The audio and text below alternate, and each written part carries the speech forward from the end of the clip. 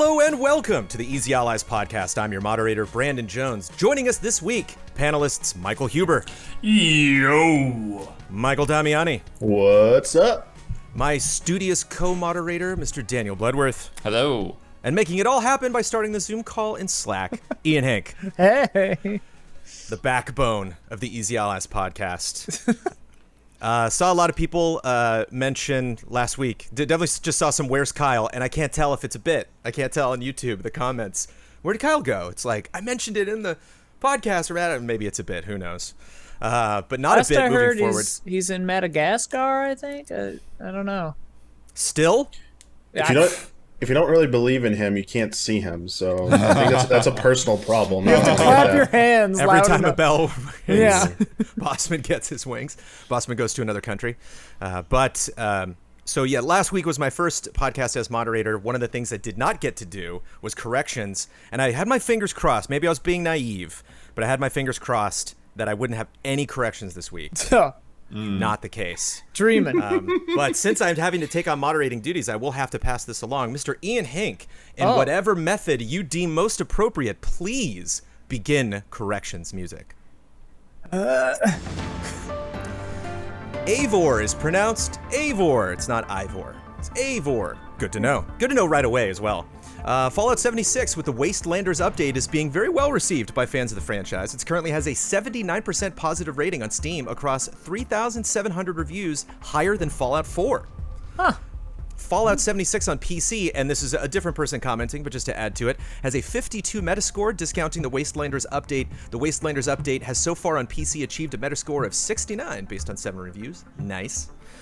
Chris Bach in the YouTube comments did a great job summarizing AC's current future story. Talked a little bit about what's going on in the future, whether that wrapped up with Desmond and stuff. A really great 3 or 4 paragraph explanation. Didn't really want to get into all of it here because it was very dense and it was also very spoilery. But if you want to go to last week's episode, you can check that out. Blood, you might want to clarify on this. Villagers usually ask to leave no input on your part every 15 days. Oh. I don't know if that's something people have actually figured out or what. Yeah, I don't know. People have really tried to get people to leave, and they won't leave. and then other people, I've only had 2 of my villagers ask to leave, so Yeah, I don't know. I think 2 or 3 for me. But once they ask once and you say no, they don't ask again, right? No, I think they would still ask again eventually at some point. Weird. I thought you could just go to Isabel and be like, kick Eloise out. No, that's not to how that scrub works. the catchphrases and stuff. Because someone puts an inappropriate thing. Yeah. Blood, do you like having that specific information, or does that ruin the mystery for you of Animal Crossing, or do you like knowing? We're talking about flowers. It depends. Yeah, the flower. Yeah, the Discord I'm in, the flower theories and people trying Flower to get things. meta. Yeah, it's crazy because it's like, oh well, you need orange roses to make blue roses, but not the rare orange roses that grow on your island, but the ones on the Nook Islands. I'm like, okay, great. I'm trying to get golden roses now. I'm just going to wait till it rains and hope for the best. Got a lot of notes from people. Didn't focus on The Last of Us 2 leaks. Not going to focus it on it that much again this week for 2 major reasons. One, not a lot to talk about. Just to kind of be, because people were like, I can't wait to hear your discussion. It's like, well, I don't know what discussion you would expect that to be other than this is unfortunate. Look out for them. And I think having our user base and our listeners look out for spoilers, talking about it a ton is not a great way to do that. And just generally, you talk spoilers, what's what I'm looking for?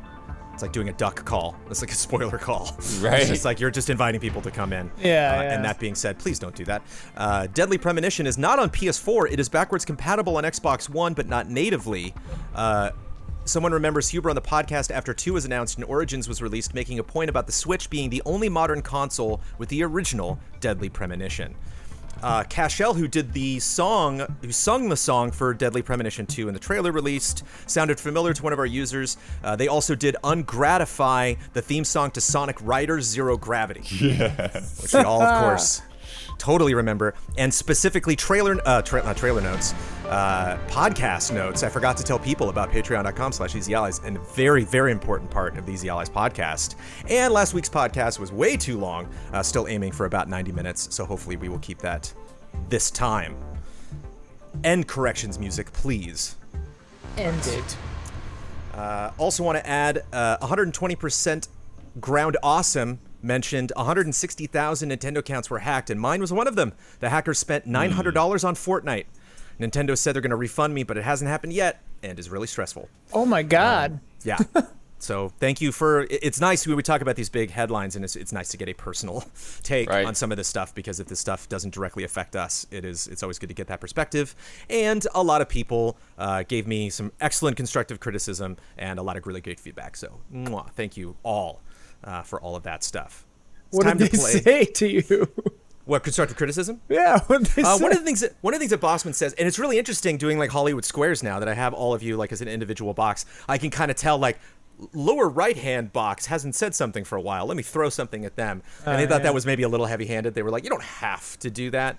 It'd also be good. I kind of feel like a trapeze artist just flying out into the air. It could also be good just to be like, panel, what do we think? And just wait for somebody.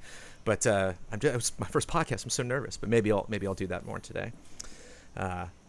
It's time to play Gaming Gladiators. Three of you have played this. Damiani has not and is raising an eyebrow, which I enjoy. You're intrigued, aren't you, Damiani? Damiani, as you know, we had to close our nightclub, which is frustrating. You know, everyone has a stay-at-home order. That includes video game characters. So when we reopen this, I think a nightclub isn't enough. I really want to go big.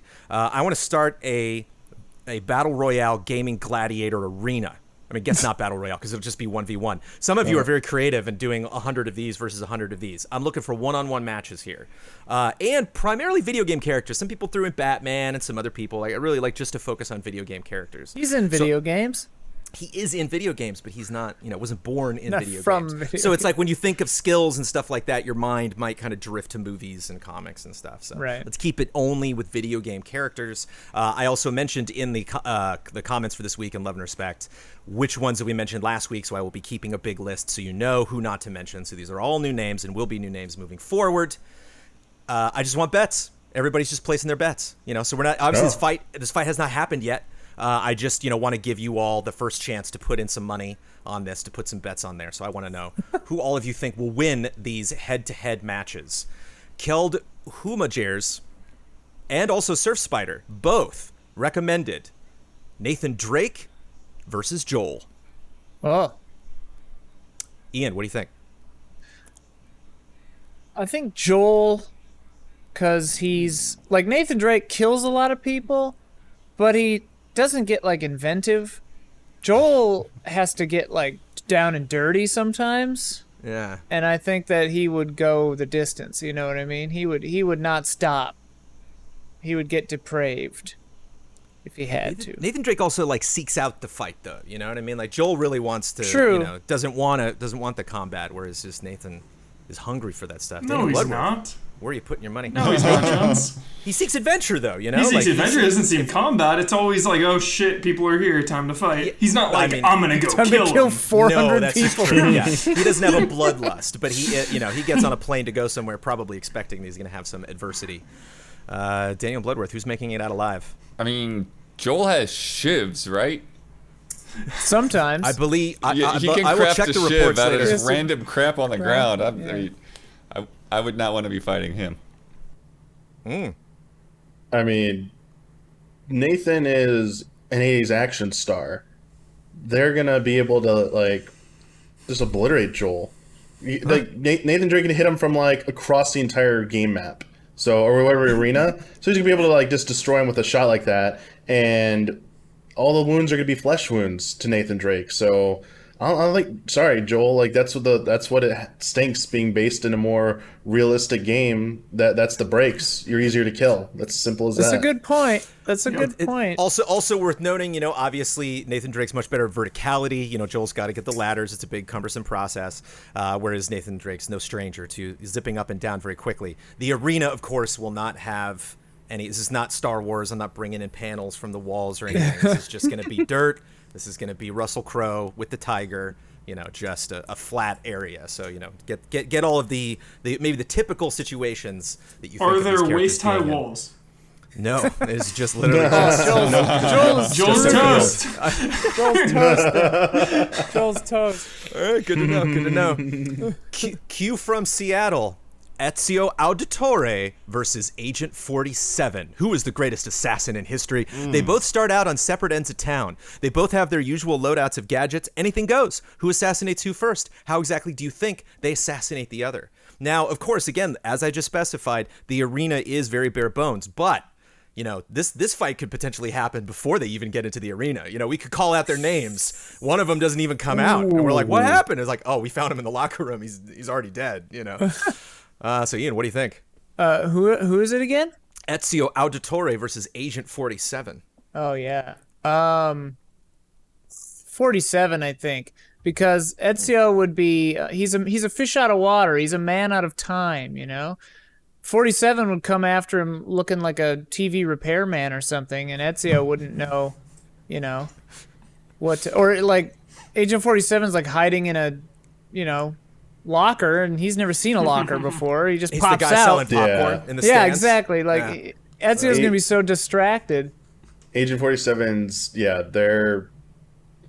their ability to blend in and their ability to like become anyone else, like I don't think Unmatched. Ezio doesn't have a chance. Unmatched. Yeah. Yeah, like the misdirection game that they're gonna play with Ezio. Like Ezio's gonna think they stabbed and killed the person, and then they're gonna find out it was a decoy. Yeah. So like, yeah, Agent 47's decoy game is too good. You have no chance. And 47's tech is just far the superior. tech is he has just such gonna- better. He has hundreds of years of tech on him. So we call out both names. Only Ezio Auditore walks into the arena, and everyone freaks out. But then he takes the hood off, and it's Agent 47. Yeah. Sick. What do you think, Blood? Not to put words in your mouth. What do you think? So to me, I think they're both far more conspicuous than they think they are. I think Agent 47, he gets by because people don't know who he is. I think if Ezio knows that's his target, he's gonna spot him from anywhere. He doesn't have eagle vision. Pretty OP. True, the game just tells you who you're targeted. 47 couldn't hide because he would just be eagle visioned and he'd be glowing red.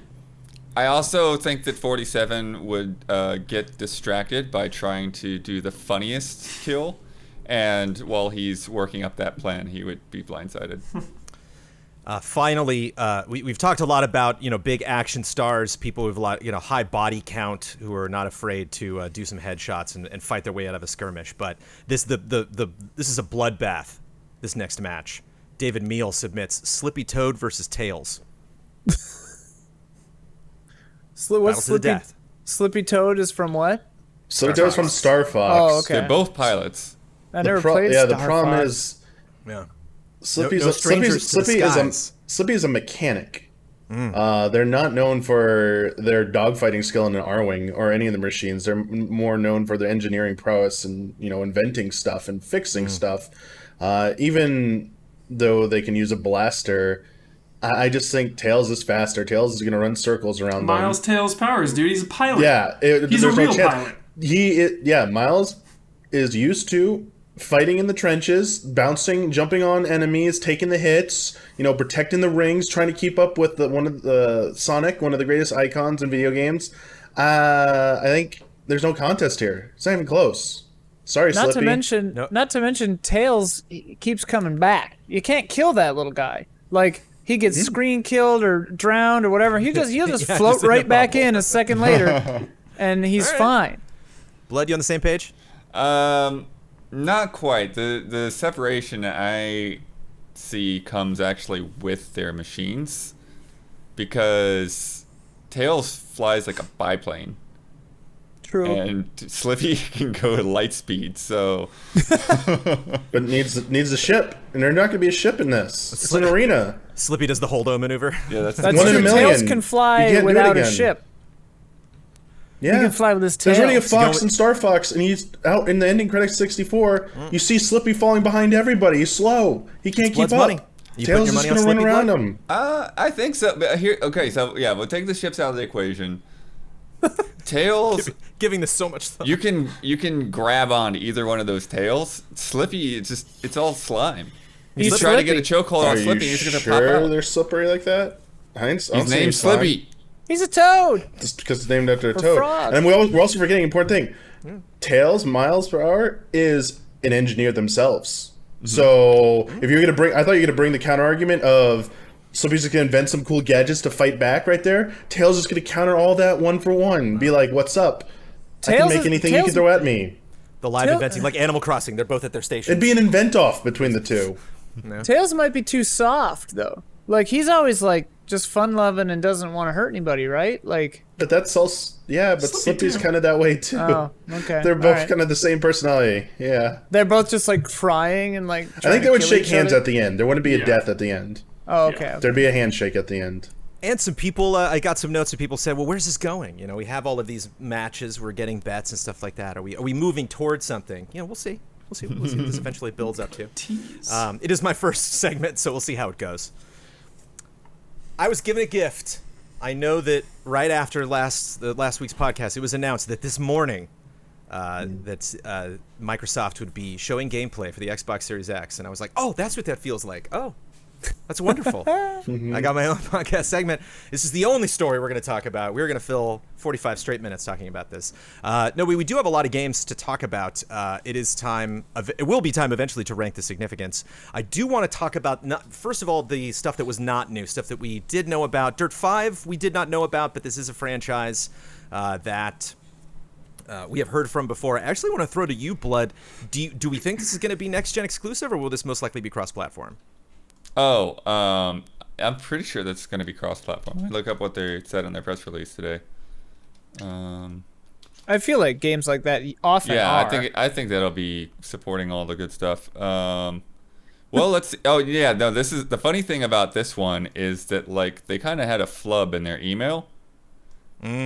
Like they say, this is next good. gen racer Dirt 5 launching October 2020 on PlayStation 5, Xbox Series X, PC, and then on Stadia in 2021. But like nobody said the PlayStation 5 and Xbox Series X are out in October.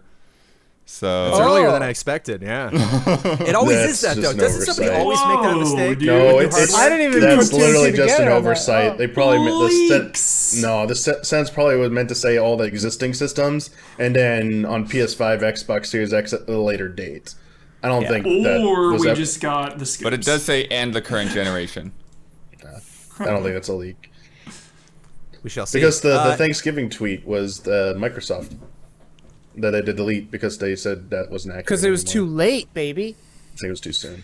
They were just testing. That's what everybody's doing. Everybody's just testing. They say All right, things I'll will that it they for don't you, Huber. necessarily mean. It's a leak. It's a leak.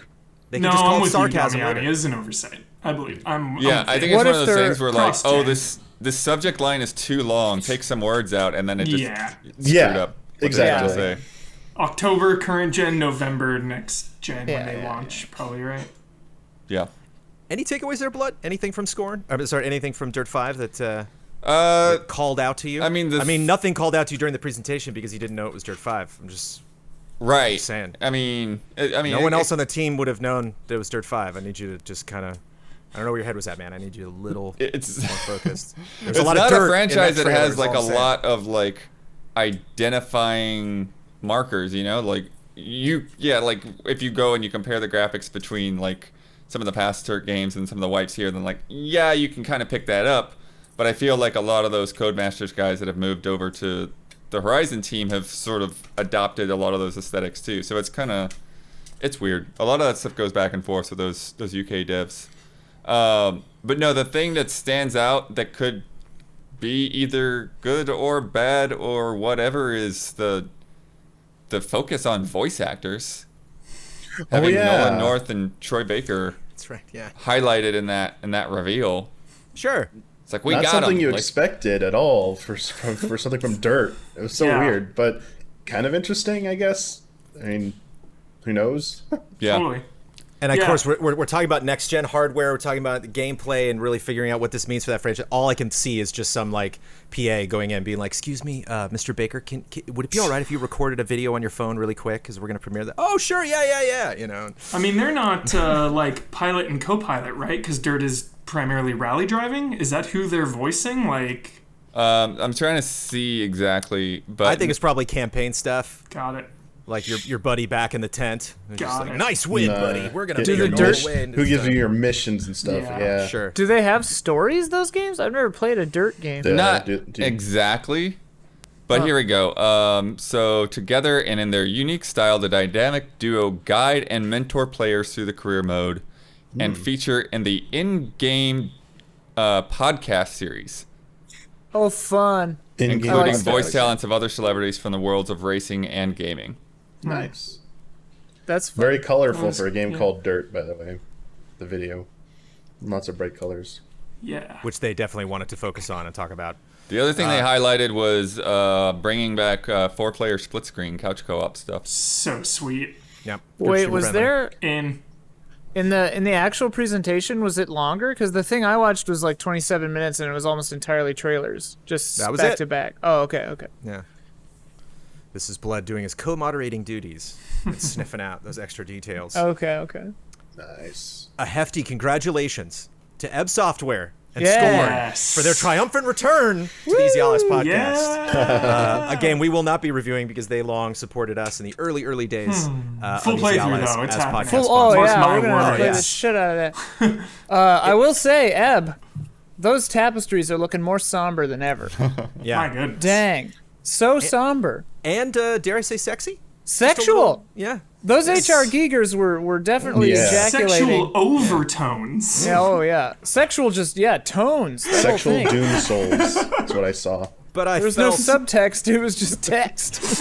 They were just sexting all over. but I feel bad. I feel bad for the rest of the world. So many people are just like, "What's this Scorn thing?" They're just discovering it. Right. And we've I- been we have bathed in this game.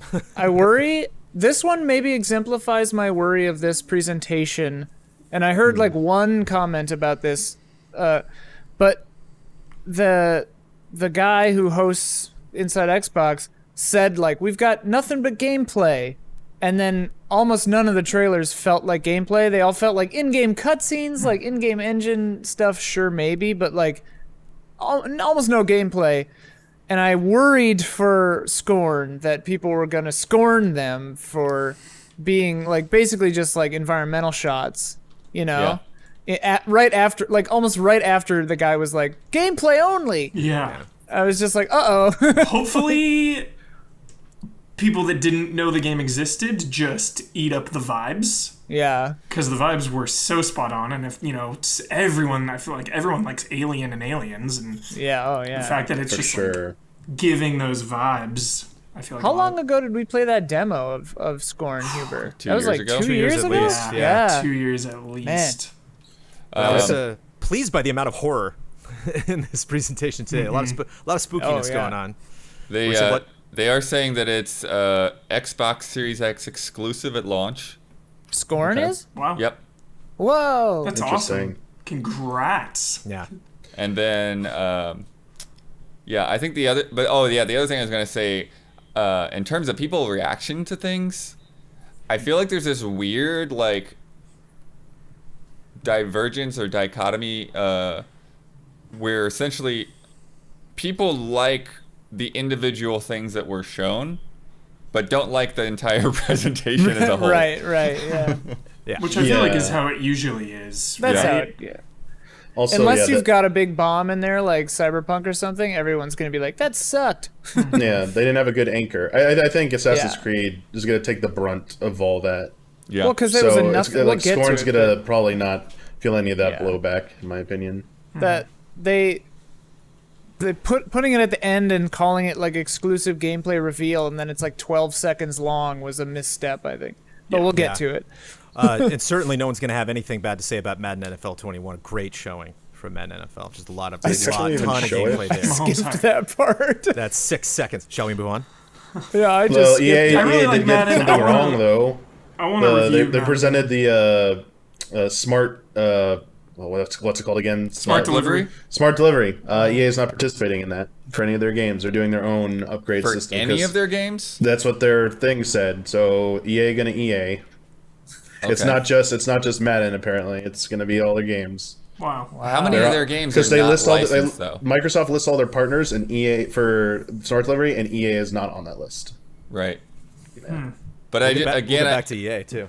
yeah, back to what I was saying though with the post show. Like I do wonder when you have licensed properties, like how flexible you are on that stuff, because like you are licensing for particular SKUs, and Yeah. they want a cut of like every copy sold. And if you have this nebulous, oh, it plays on both, I think that might the not be legal structure EA's may not be caught up.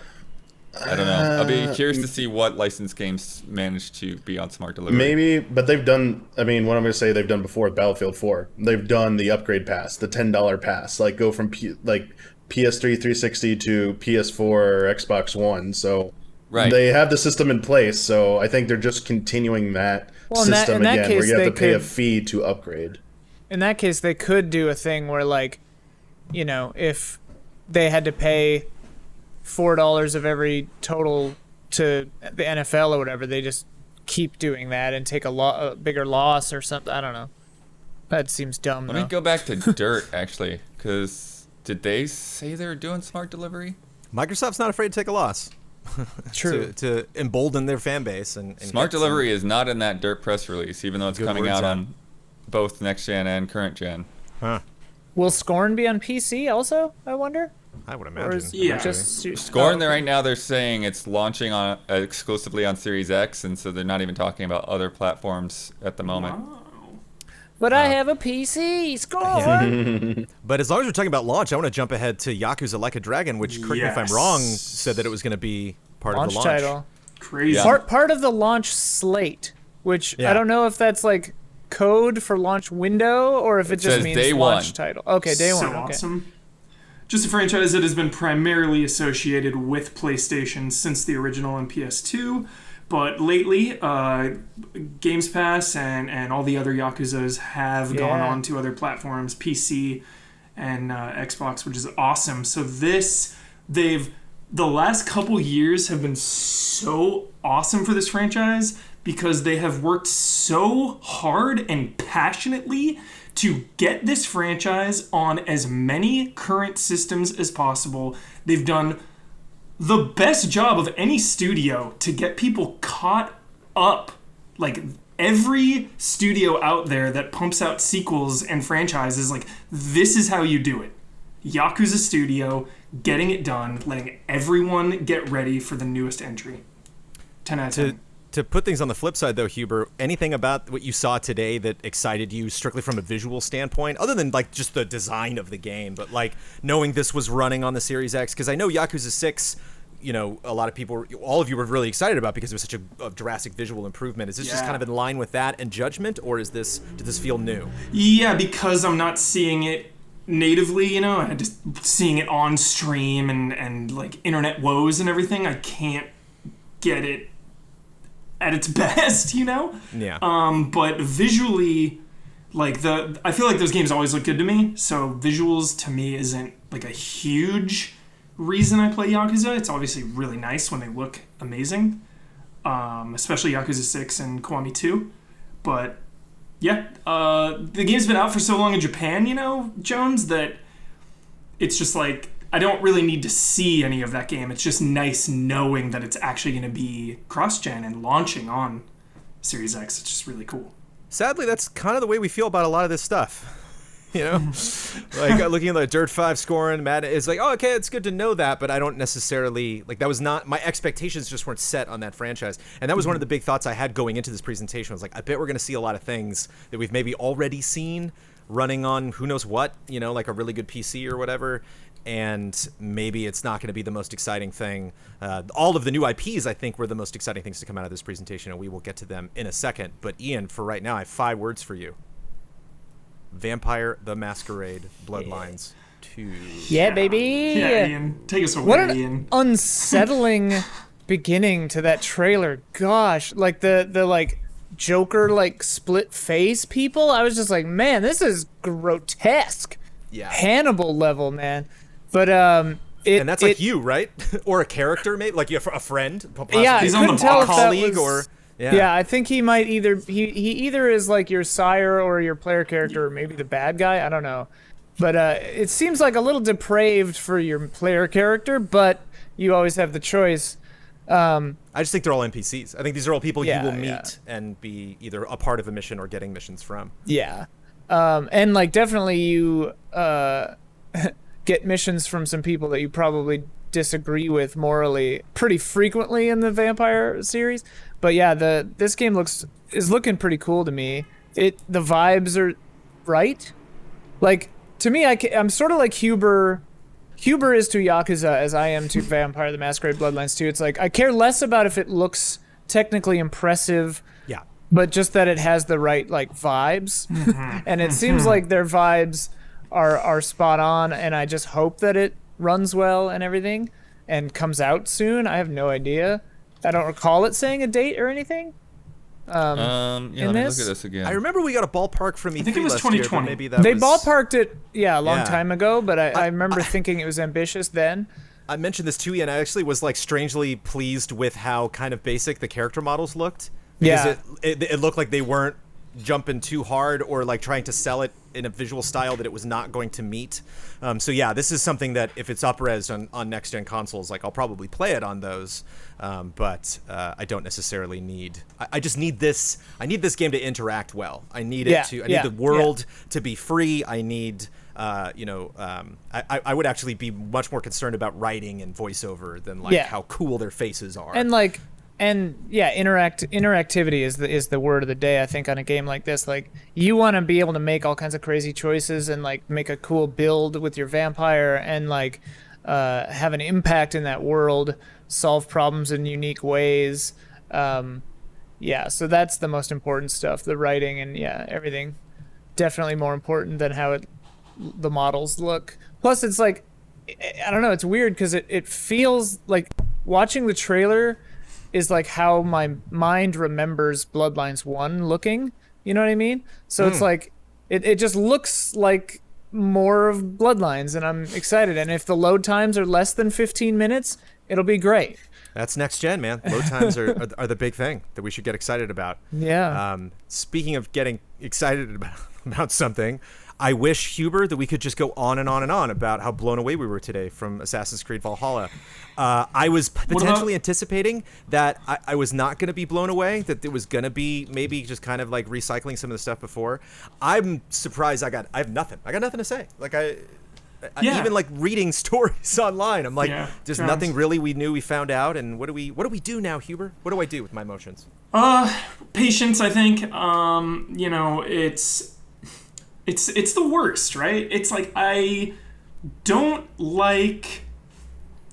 I feel like if we're upset or we didn't like the presentation, right, inside Xbox, I feel bad about it. I feel like I'm entitled or something for like, your presentation was horrible, like show us the game, show us more. But at the same time, with like the expectations and the way they framed everything, I think we were right to expect a little I need one more. of you to be entitled. Anybody. Bloodworth, Damiani, it doesn't matter. I mean, it was all the messaging. That's what doomed this thing to the reception it's getting right now, is that Microsoft put the title of this and the title of the event and in the description saying like you're seeing like the next gen gameplay reveal. Like this is next gen gameplay. Yeah. And you got almost nothing with an in-game HUD shown. Few things that looked like they might have been gameplay, but you kept teasing and throwing to Assassin's Creed. Yes, they tweeted out early that it wasn't going to be what you were expecting, but Microsoft still want to have the messaging. So between Ubisoft and Microsoft, like someone messed up with the messaging here, and it just led to this outcome. And I'm not surprised people are reacting this way at all. Mm-hmm. It was just so flat.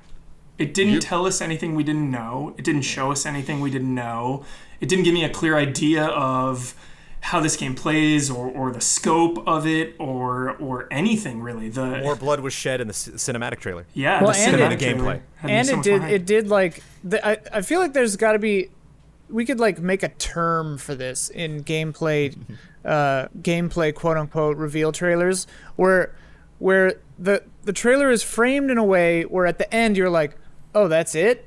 And then it cuts back to something, in this case, showing the crow on his shoulder or whatever. And you're like, okay, here we go. Now they're going to jump in. Oh, no, that's actually it. Yeah. I thought they were going to do that, Ian. I thought they were going to jump back in. Yeah, I was like, okay, here we go. Oh, no, it's actually, okay.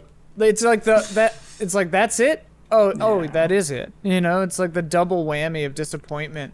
Yeah. And that, I think, plays into just like what Damiani was saying, where it's like the messaging beforehand, and then just kind of like your expectations, your mental headspace while you're watching this event plays into the first of the brand new IPs that was introduced, or not necessarily new IPs, but new games that were introduced in this. But that brings us to Jones, really quickly though. yes. I did want to highlight the one takeaway from Assassin's Creed. There's one takeaway shot, and that's the sieges. We do see a lot of things moving towards a castle. Like that one frame it raised questions and piqued my interest, and I was like, oh, let me see a little more of that. But now I'm kind of just left with, well, we knew these were in the game already, so I still know nothing really. But I was a pessimist. Yeah, I appreciate you digging that up. That was a cool shot. Cool shot. Yeah, I mean, I think that's the thing, is it's like, we know what the game aesthetically looks like, right? Because, like, the CG trailers never really give us that. The CG trailers always kind of feel like it's almost like a different level, a different brand, almost, you know? Like, it's the blur cinematic version of the game, right. you know? So we know what the game looks like now, but like, they literally titled this the first look at gameplay trailer. Yeah. I mean, it was basically like they showed screenshots. It's like a glimpse. Like, they could have just shown screenshots and it would have been the same thing pretty much. Yeah. Yeah, it was like 30 seconds, like, right? It's like so It's brief. probably longer. Let me It's like, pull I it think up it's real quick. minute. two-ish, like minute 30, But maybe like- 90 It's a minute. seconds. It's like a minute 20. But with Because- that's yeah. including like title screens and stuff. Yeah. It's just Fade like, to 1:30. yeah. Oh god, Yikes. so many cuts to black. Oh. But we do have some new IP. We do have some stuff that was announced today that either we did not know a new game was coming out of this team, or potentially adding on to this franchise, or just some brand spanking new shiny IP, which gives us an opportunity and my first chance to play Rank the Significance! All right. Kicking the whole thing off, and I think setting the absolute wrong tone for the rest of the presentation, Bright Memory Infinite from developer FYQD Personal Studio, one person putting all this together. Previously has been on Steam, but that was just what was called Episode 1, which launched on my 40th birthday, January 20th, 2019. And now that person is developing this into a full big game. And this was the only thing we saw in the presentation that was a big clip from start to finish, just one person playing something. And so I think that kind of set your mind of like, here we go. Okay, this is what we can expect from each of these games. And then not only did that disappoint me every single video afterward that no, they're not doing this, even with Scorn. Love you, Scorn, but you know, they kind of set expectations there.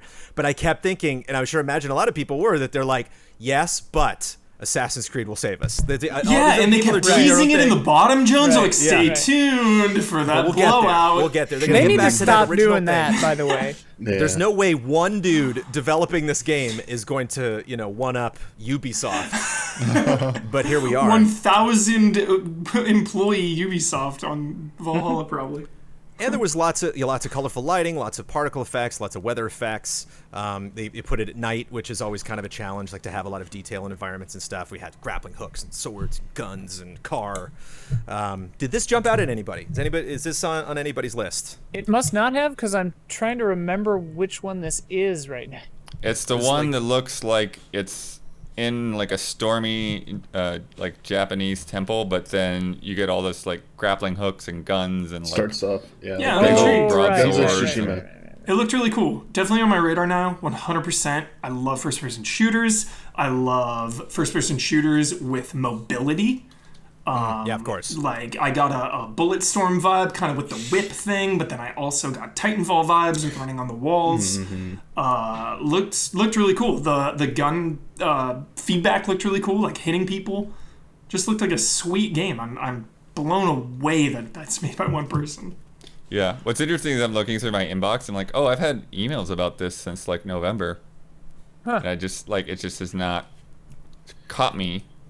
It's like the one game I saw besides maybe Scorn that felt like it was actually a tech showpiece for the hardware.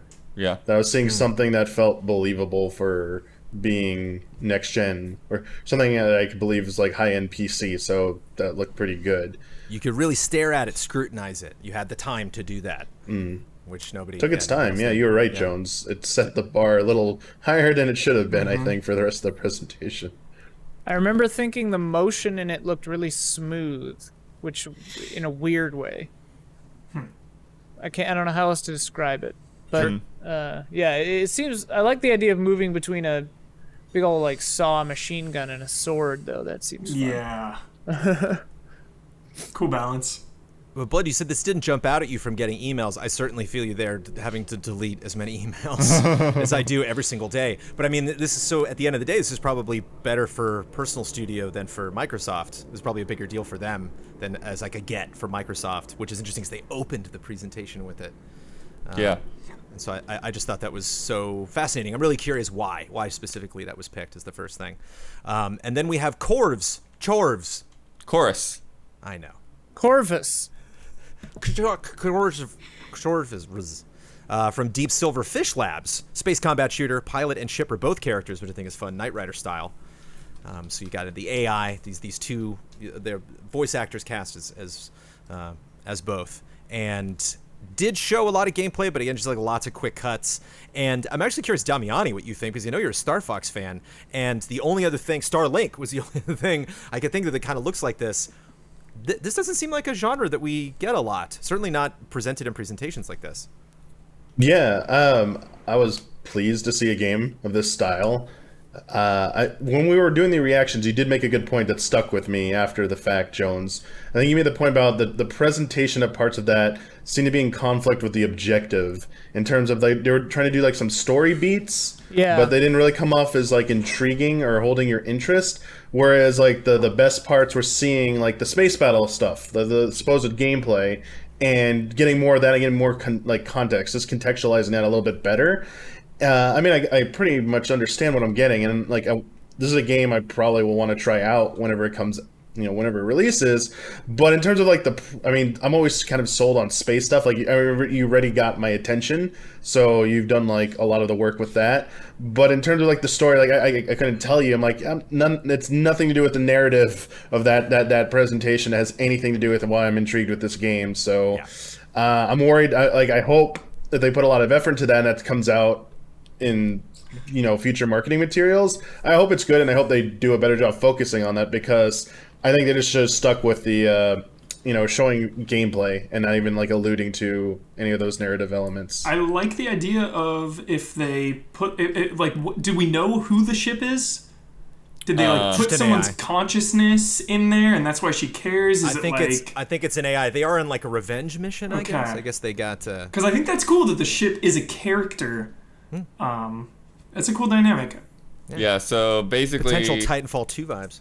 The description here, dual protagonists, ex-cultist Nara, an ace pilot with a haunted past, and Forsaken, a sentient AI starfighter and Nara's closest ally, which has a mysterious backstory of his own to unravel. And then they go into talking about they fight to free the galaxy from the Circle, the oppressive cult that will stop at nothing to ensure complete subjugation. It's funny when it comes to video games, and I wonder, I'm sure someone has done studies of this, but like I would be curious to see data on if a new IP reveal gets more traction focusing on story or showing like what the game is. Because like I would say always just show the game. Like no one cares about your story. Like in a new IP until you like win them over with like what is this first, like how much more you're doing it backwards, right? Ian, that's a good point. So true, Ian. For sure. Like show the world. Once people are in, then you hook them further with the story, but you got to get them in first, and the story isn't usually the way. Looking at both sides of the coin, I think if I'm a story fan, if I see a gameplay and then I'm intrigued, I will then seek out more details because of the story. If I'm a gameplay fan and I get a lot of story, I just don't care. I'm not going to like look that game up later because I think possibly based on what the character said, this gameplay does look intriguing. Like, and it's so easy to like get spoofed. Like I've gotten hoodwinked by video game trailers time and time again, where like the story makes it. Like, the version of the game in my mind, based on the story and the things they're telling me, looks cool, like it would play well. And then you jump in and you're like, like if I had seen this, I wouldn't have spent the money on, or whatever. Something that did focus on story, Call of the Sea from developer Out of the Blue, first-person adventure puzzle game in the 1930s in an island in the South Pacific where you have a wife looking for her husband, and in order to do so, she must turn into a fish person. And that will be, unless you're playing different characters, I don't know. Maybe she was a fish person going there. But I don't know if this is necessarily something that really is going to showcase the power of the Series X. It did look very pretty. But this is, they didn't really focus too much on story. Again, that's really all we were able to glean from it. But To me, kind of Sea of Thieves aesthetic, I dug it. Yeah, I mean, if I like puzzle stuff, I was way in until I saw it was called Call of the Sea, and then I was like, uh-oh, there's probably like a bunch of underwater buildings, and that freaks me out. So I'm like, sure. Face your fear. Yeah. Will puzzles help me overcome my fear? Think positively, Ian. That last shot, you looked like you were maybe transforming into, an aquatic animal of some kind, maybe a fish. Maybe that's what it is you're being called back to the sea, and it's getting all away natural, from all natural and life stuff. There will be no human structures in the water. It's not what it is. All natural white pistachio nuts. Does Sissy Jones ring a bell to anybody? That name does sound familiar. What is that? So that's the actress. She's won BAFTAs, and she was in. Wait a minute. Wait. Oh, you just put the F in there, but I did know she was in Firewatch, wasn't she? Oh. Yep. Firewatch, okay. Life is Strange, and Walking Dead. Okay. Yeah. Good pull, Jones. Yeah. The Ascent from developer Neon Giant. Huber, so much good co-op news today. 4-player local online multiplayer action RPG. Yeah, this looks sick. Top-down, big guns. One of the things that stood out to me that I dug from their description, lots of environment destruction. Yeah. They said if you recall the lobby scene from The Matrix, that's what we're going for. Nice. Yeah. And for something co-op, that was one of my favorite things about the Ultimate Alliance and the Legends games, was just like before I left a room, like there was nothing else you could destroy in that room. I would just run around. Any ranged character, I would just... I immediately thought of that game Helldivers, which came out a few years back. Oh, yeah. And that was just such a cool game, and there's not a lot of opportunities like that for 4 people to get in the same room and play a top-down action RPG like that, dude. I'm so pumped. Game looks sweet. It's going to be a year before we're in the same room. I know. We'll see. I admit I'm actually kind of on the fence, not necessarily about the game itself, but just the way that was presented. Huber, you already talked about it. The Medium from Bloober Team. Yes. Which has done a bunch of stuff, but Layers of Fear. Perspective changes perception is their main tagline for this, and as we already stated, Akira Yamaoka from Silent Hill fame is doing the score, but they were sneaky Part of the with score. We stated that before we That's recorded, too. They were sneaky with the trailer. We didn't get a lot of gameplay of this. I think we had like 3 shots just to kind of show like there it is.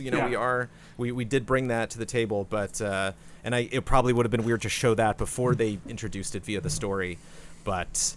That was a bit devious, but you're still into it, Hubert. I'm so into this game. I like Bloober Team. I like Layers of Fear. Observation is sick.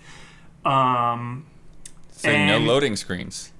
Yeah, no loading screens. The interview too really sold me with him because he had such a clear vision. He was talking about the themes of all their games: Blair Witch, Layers of Fear, Observation. Like, this is a game where they're clearly saying something. And usually the best horror has something to say. So I'm very intrigued. I'm so hyped for this. This is, out of everything we saw in the press conference, this was my number one, despite not seeing too much gameplay there, Jones. Yeah, I was proud of myself while I was watching it, because I was like, this sounds like Silent Hill. And then he was like, it's Akira Yamaoka. And I was like, okay, yeah. But yeah, I liked that he called it psychological horror, not like survival horror or anything, but psychological horror. Yeah. And Observer, not observation. That's Observers. Did I say Observation? Yeah. Observers. 2 different games. Yeah. Yes. Played Observer. Observer Redux is coming out also. Yeah. Oh yeah. Yeah, that's like a next gen version with more stuff. That's the Rutger Hauer one, right? Yep.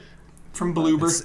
And Silent Hill 2 hype, he said that in the interview that Silent Hill 2 is the best horror game ever made. So yeah, he's not wrong. Not wrong. Was that interview afterwards or something? Yeah, they had a little okay. something. Oh, that wasn't Can't miss on those. YouTube. No, just the idea of like two realities or dimensions or whatever it is in this game with not only different vibes but different music and just a different feeling. Like this, I'm so pumped. I'm so Like pumped with this Silent game. Hill. Yeah.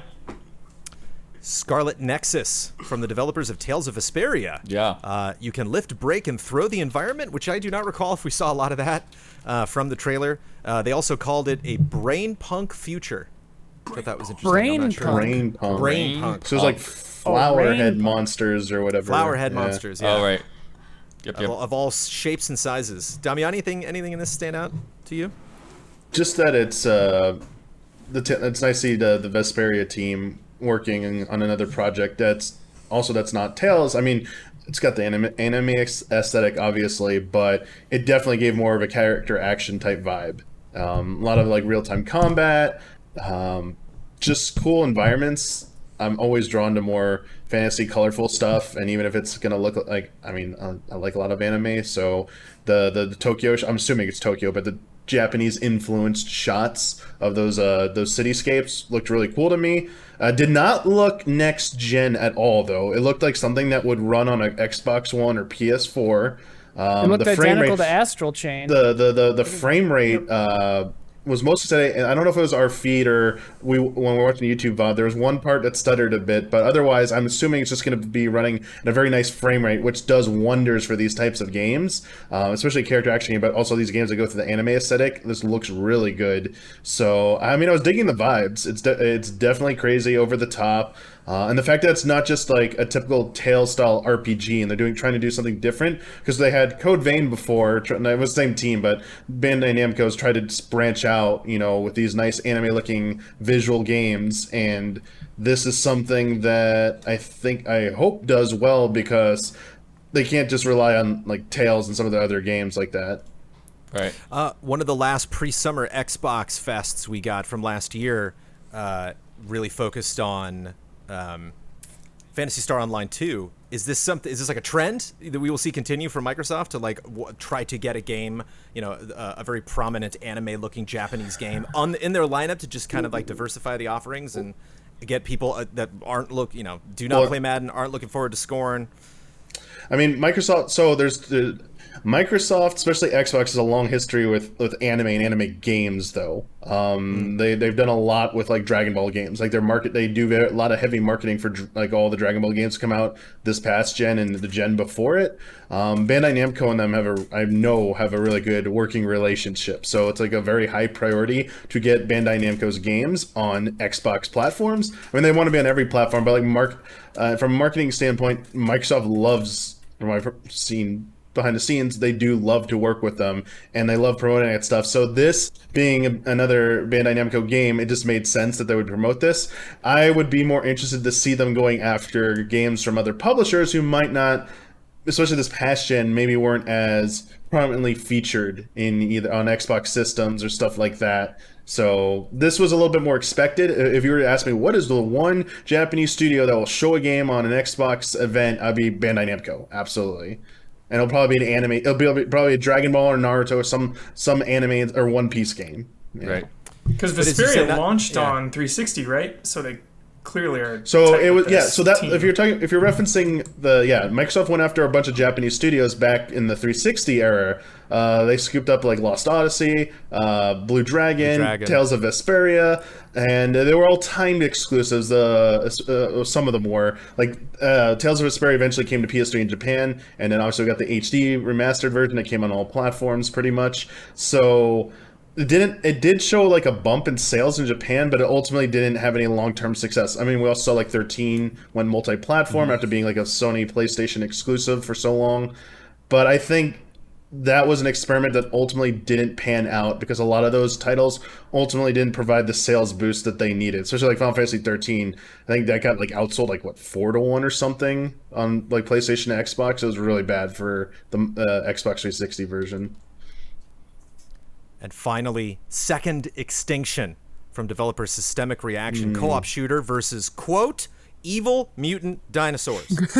They're evil. Oh, okay. They're evil, very specifically evil. Did not know they were evil. Yeah, they're just evil. Just like, is that just the natural state of dinosaurs, just trying to eat, do their thing? No, no. Yeah. Okay. No, they These are hunt future for fun. dinosaurs. They're They just hunt for survivors, fun. man. They're just They're hunting for they fun. hunt for They're not sport. plotting. Yeah. This game looks cool. I can't wait to play with Don. It's a very Vermintide kind of game. Yeah, for sure. and of You course, take that back. Right? How dare? Intense and of course, three-player co-op. Nothing is like Vermintide. 3-player, interesting. Three-player. Sorry, I missed everyone. that. Me, Ian, and Don. Hey-o. I'm in. Bye, everyone.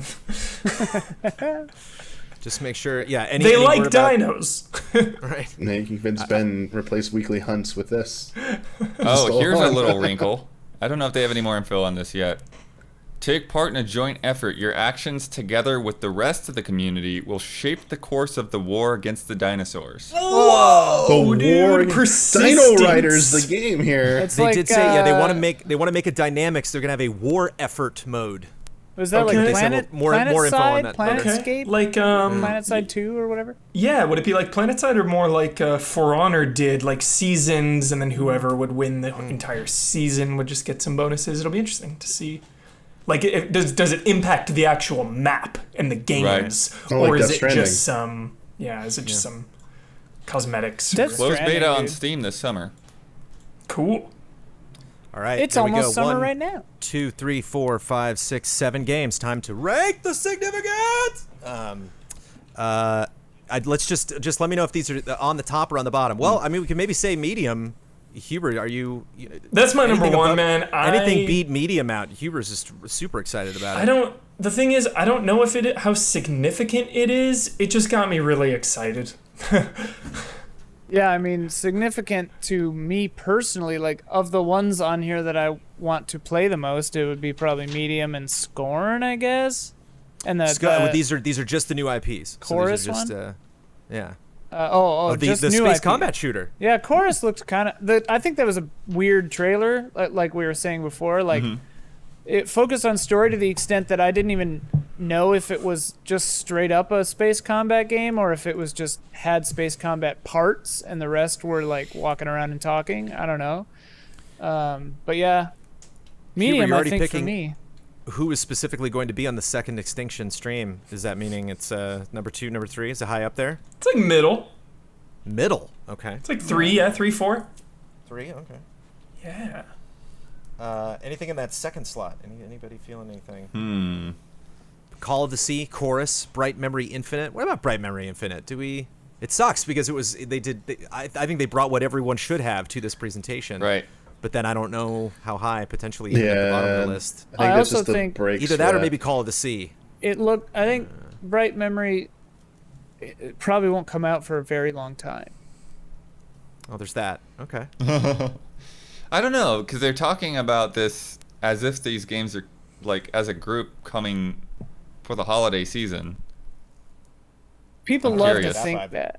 Right. Yeah. That's what they'd like you to think. They love you to think that.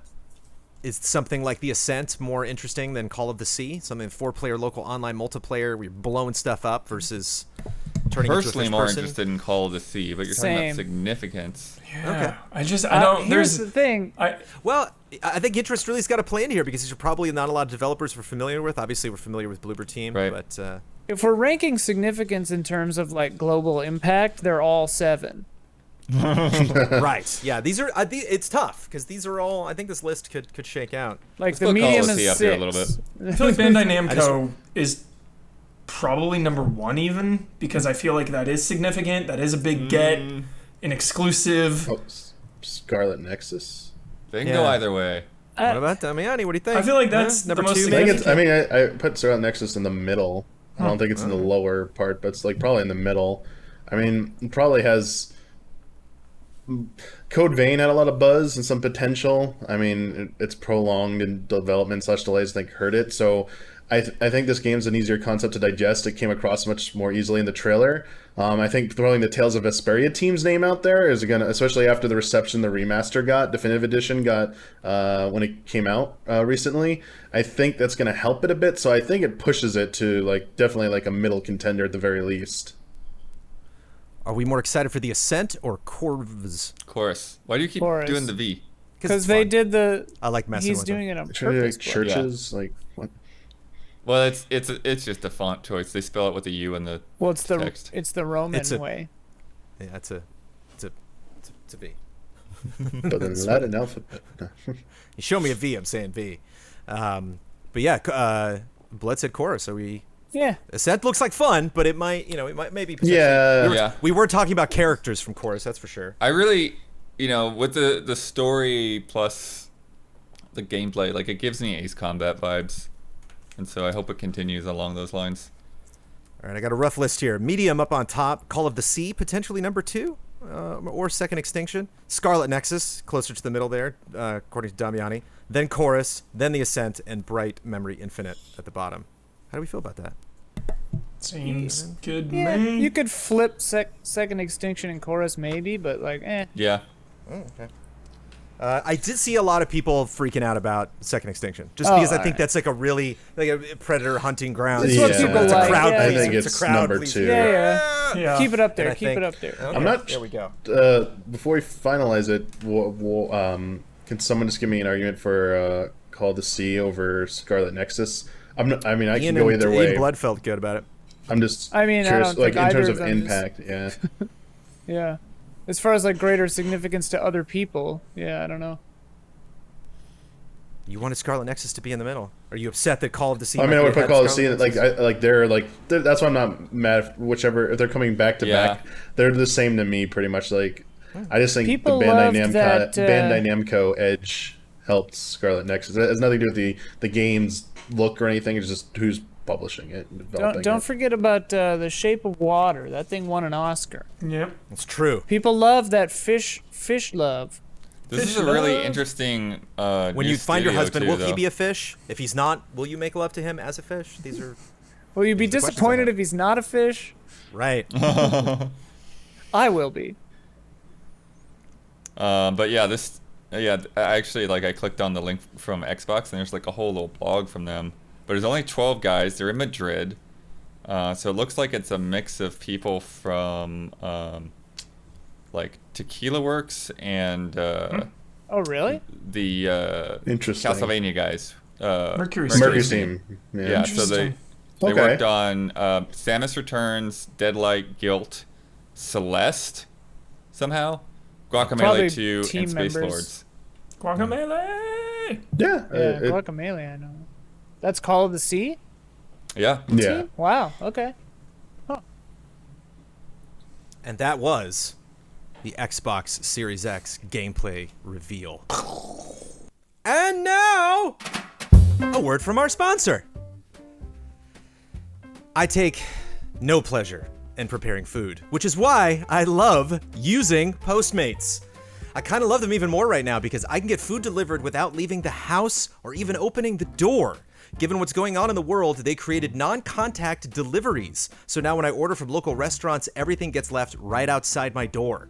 They also have Postmates Pickup, which you can use to order takeout from your favorite local restaurants. If you can, you should be supporting your neighborhood spots right now. Ordering local is a great way to help your community. And Postmates doesn't just deliver burgers and sushi. They can actually make your life easier by picking up everything you need from Walgreens or 7-Eleven and dropping it off outside your door. Just download Postmates on iOS or Android, find your favorites, and get anything you want delivered within the hour.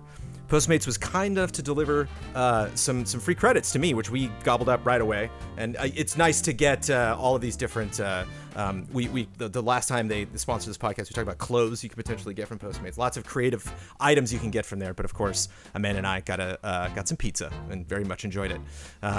But I'm assuming all of you are doing the takeout route as well, from Postmates or otherwise.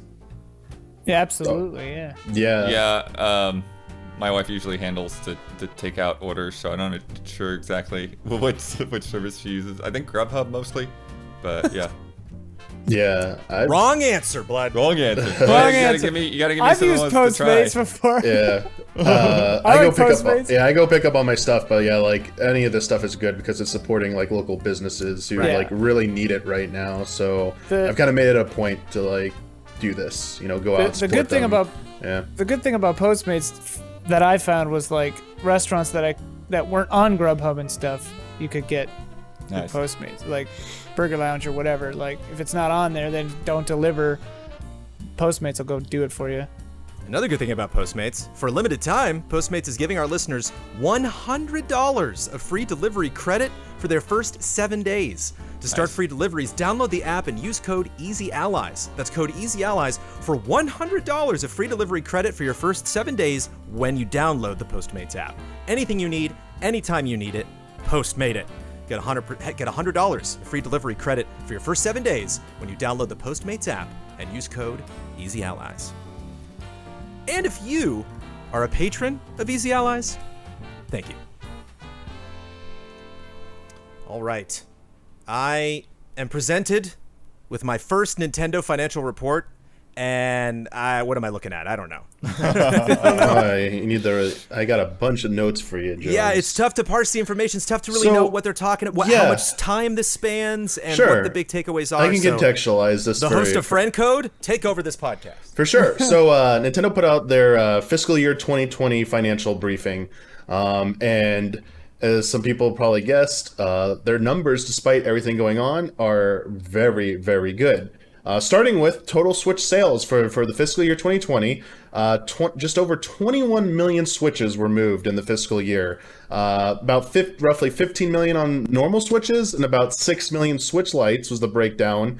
And put that into perspective, Nintendo set a target for this fiscal year of 18 million, so they beat it by 3 million. If you remember the previous one, they went a little too ambitious and had to scale it back. This time they overshot, they beat it, which is really good. And they also said the lifetime Switch sales are now at 55.77 million sold. So just in 3 years, it's already over the 50 million mark. So the system itself is doing really good. It's unbelievably doing very well. It's approaching some good milestones. It's gonna pass the NES's life. NES is next on the ladder of beating all the systems. Already passed Super Nintendo, N64, GameCube, and Wii U. And for those keeping score, after NES, it's GBA. And then the big boys, the 100 million plus club of the Wii, Game Boy, DS. That might be a while. Hardware doing really well. But the software doing even better. And I want to start with Animal Crossing because I know a lot of you have been playing and love Animal Crossing.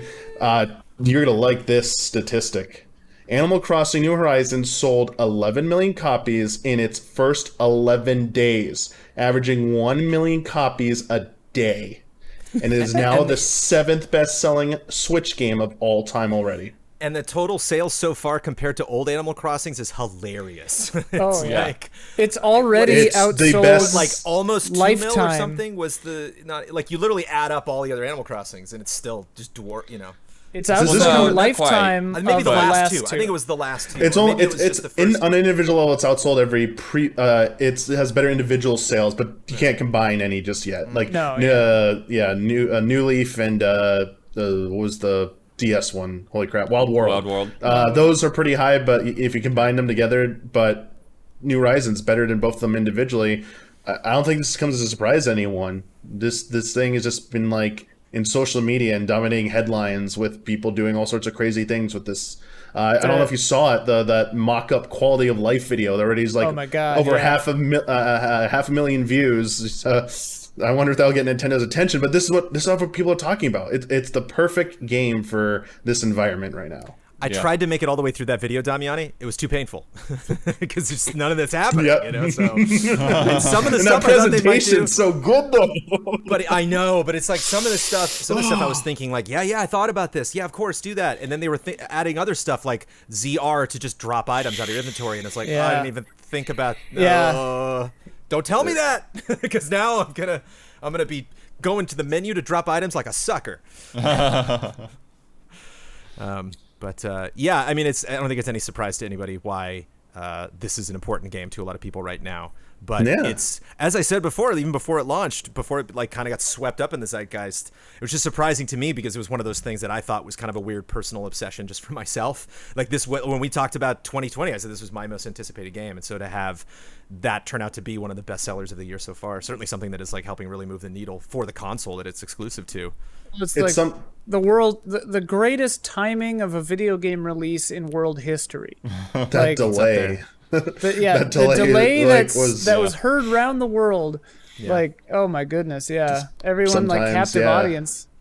Yeah, that's just Simulating the life you can't have right now, like, Well, yeah, It's and too like, good. actually being able to get together with friends and talk Yeah, and do stuff, yeah. and like, I've had those moments a couple of times now where people that I haven't talked to in 10 years and sometimes longer, like somehow, once upon a time they added me to a friends list on the DS or the Wii or whatever, and they've still been on my friends list. And then they just pop into Animal Crossing one day, and I've got my gate open. Like, hey, how you doing? Like, yeah, my daughter's here. We're trying to catch Nemo. And like, okay. Yeah, the social element in this game, I think it's the obvious answer for this. I mean, Jones, just your like island hopping streams and stuff, Yeah. how people love that. I know you've seen it. I know you want to be on it badly. The Gary Whitta animal talking thing, that my presentation God, was just yeah. like, holy crap. Like, it's a phenomenon. Like, Shout out to Gabe and Tycho from Penny Arcade, who said, because we hosted them, and Gary was like, "Easy Allies, this is the thing," and all the panels, Justine and Joey from Kind of Funny, they're all like, "Yeah." Yeah. Oh, you went thumbs back up, and thumbs listened up. to Yeah, I did. all of them? and Gabe and Tycho from Penny Arcade were first to be like, "Oh yeah, I like them." And I was like, "All right." Nice. Have not spoken to either of those gentlemen since we started Yeah. Easy Allies, so Yeah, good to know we're getting the word out. But I've been to I 50 probably different haven't talked islands. to them since before GT days. I've been to Like, 50 different islands on that island hop, Damiani, and I get surprised every time. I see some outfit I've never seen before, or something, something someone is able to design, or how creatively, they used certain objects, and it's fun, and it's just. I had a rude awakening this morning because I was all excited. I was going to place my final ramp. I was going to have everything optimized for all the paths that I did. And then this morning I discovered that you can only have 8 inclines total, and I need 9. I need a 9th one, and everything would have been perfect. Is it 8 bridges and 8 inclines, or 8 of both? Apparently 8 bridges and 8 inclines total Okay, each. good. Each. I'm Ian good. wants to I'm say Put it in good. the update. Make a I'm video, good. Ian. 500,000 views. Ian wants to Yeah. say There you go. Yeah, Ian. The quality of life update 2.0. 9 times. Oh gosh, inclines. 9 times. What is that? Animal Crossing. Ferris Bueller. Ferris Bueller. Yeah. But yeah, for me though, it's not surprising that it did well. But when you see that scale, Yeah. when you Yeah. see that it's already outsold the 3DS game, which was gigantic, Yeah. I was like, That what? was the thing I saw was like it was like first 6 weeks was in red, and it was like 13 million for this one, and then like the red for the previous two was like way down at like 2 or 3 million, which is still great, but then they topped out at like 10 or 11, so it's like in the first 6 weeks it's already done better than the last two did in their lifetime. It was so cool. I think you're going to Quarantine, see. baby. Yeah, you're going to see this trend as we go through a few more of these. This trend continues for Nintendo. Like, things have been going really well with them. Might offer you some insight into why they're not in a rush. Not in a rush to maybe announce new things, because existing things are selling so well. And Pokemon Sword and Shield, which does have upcoming DLC scheduled to come out in June, barring any delays from the current situation, it's Sword and Shield combined sitting at 17.37 million. Its lifetime to date is now higher than any individual 3DS Pokemon entry, and it is on pace to be the second best selling entry in the series period, only behind Red and Blue. Red, Green, and Blue, which that has 31 million. It's gonna probably by the end of this year, it will beat the number 2, which is Gold and Silver. So this game that had all these back and forth over which side were you on, how what that really mattered in the end in terms of sales, this thing is just a juggernaut. It just can't be stopped. That's something I find that I forget about in the video gaming sphere is like there are the video game enthusiast press sites like us, and then like enthusiast fandoms that are vocal and you hear about. And then there's just everybody else who just buys and plays the damn thing and doesn't talk about it and just loves it. And like that latter group is the biggest. Right. Sometimes. That's why influencers get paid a lot of money, because they appeal to that group and not the vocal enthusiast, the minority hardcore fans usually. So, that's good, because hopefully it's a good thing in terms of that. The DLC might improve upon things, and also the more money they make, it gives you more optimism that maybe they'll put that back into development of future ones, and who knows what the Damiani. future might hold for it. If it They're ain't good- broke, they ain't gonna fix it. They're not gonna Right. change anything if it's printing money. I think there's They're my gonna keep opinion's it always as been same as they always have. well, people like to call it like a dinosaur in terms of it just doesn't evolve. Yeah. I still think there are small things that subtly evolve with that game. I know I'm using the evolvement chief or whatever. It just improves a bit and a bit each generation. It's slow, but it's still ticking upward in my opinion.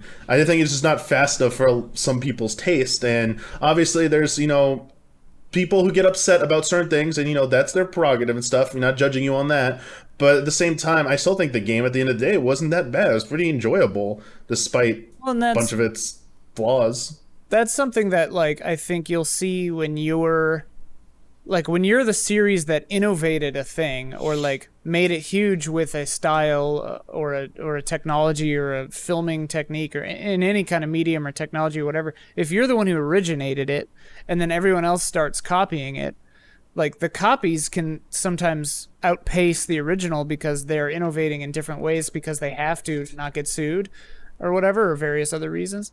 So yeah, Pokemon has been imitated so often that the original can sometimes feel outdated because it's like going back to watch Citizen Kane, and you're because everything learned filmmaking from it in a certain way, but yeah, I don't know.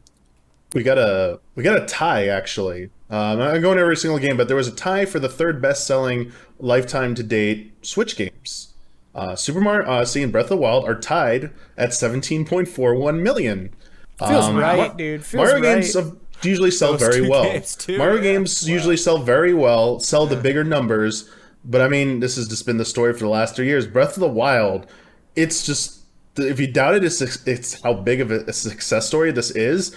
It's the best entry in the series now by almost over 10 million. It's none of the others we're talking Ocarina of Time, Twilight Princess, these juggernauts that people I saw the trailers, the biggest thing, key moments in video game history, people said would never come again. Breath of the Wild just proved, yeah, something came that was even bigger than both of these combined. So it's just that is the most eye-opening thing I can say about the numbers of this game. Just keep going up and up, and it's just wow, I still can't believe this happened. Sometimes if you make a really, really good thing, the consumers reward you for that, Yeah.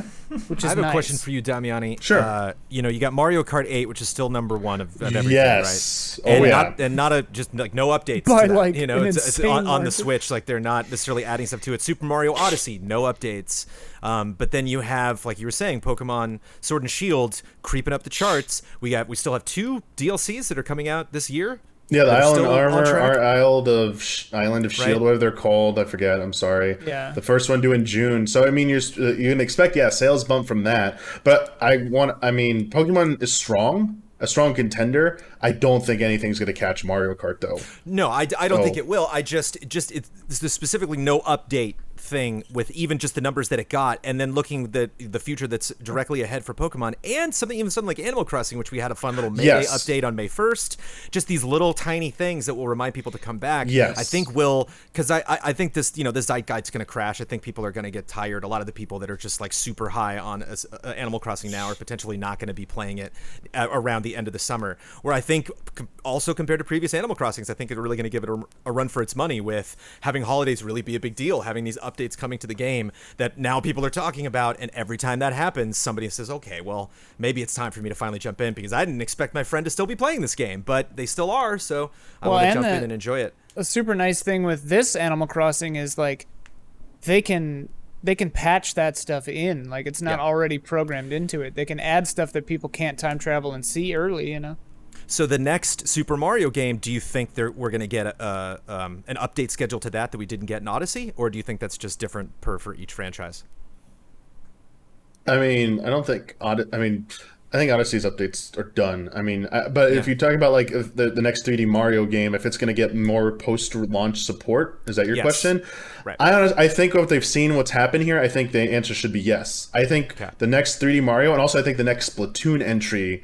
Splatoon 2 got good support as well, but I think they might want to put in something that's more on par with Smash Ultimate approach, like maybe making a big deal out of updates, like a new character edition or something like that. I think they can lean more heavily into that with something like with the next Splatoon. But 3D Mario game, absolutely, I think they need to be a little bit more aggressive with their post-launch plans, and it will pay off, I think.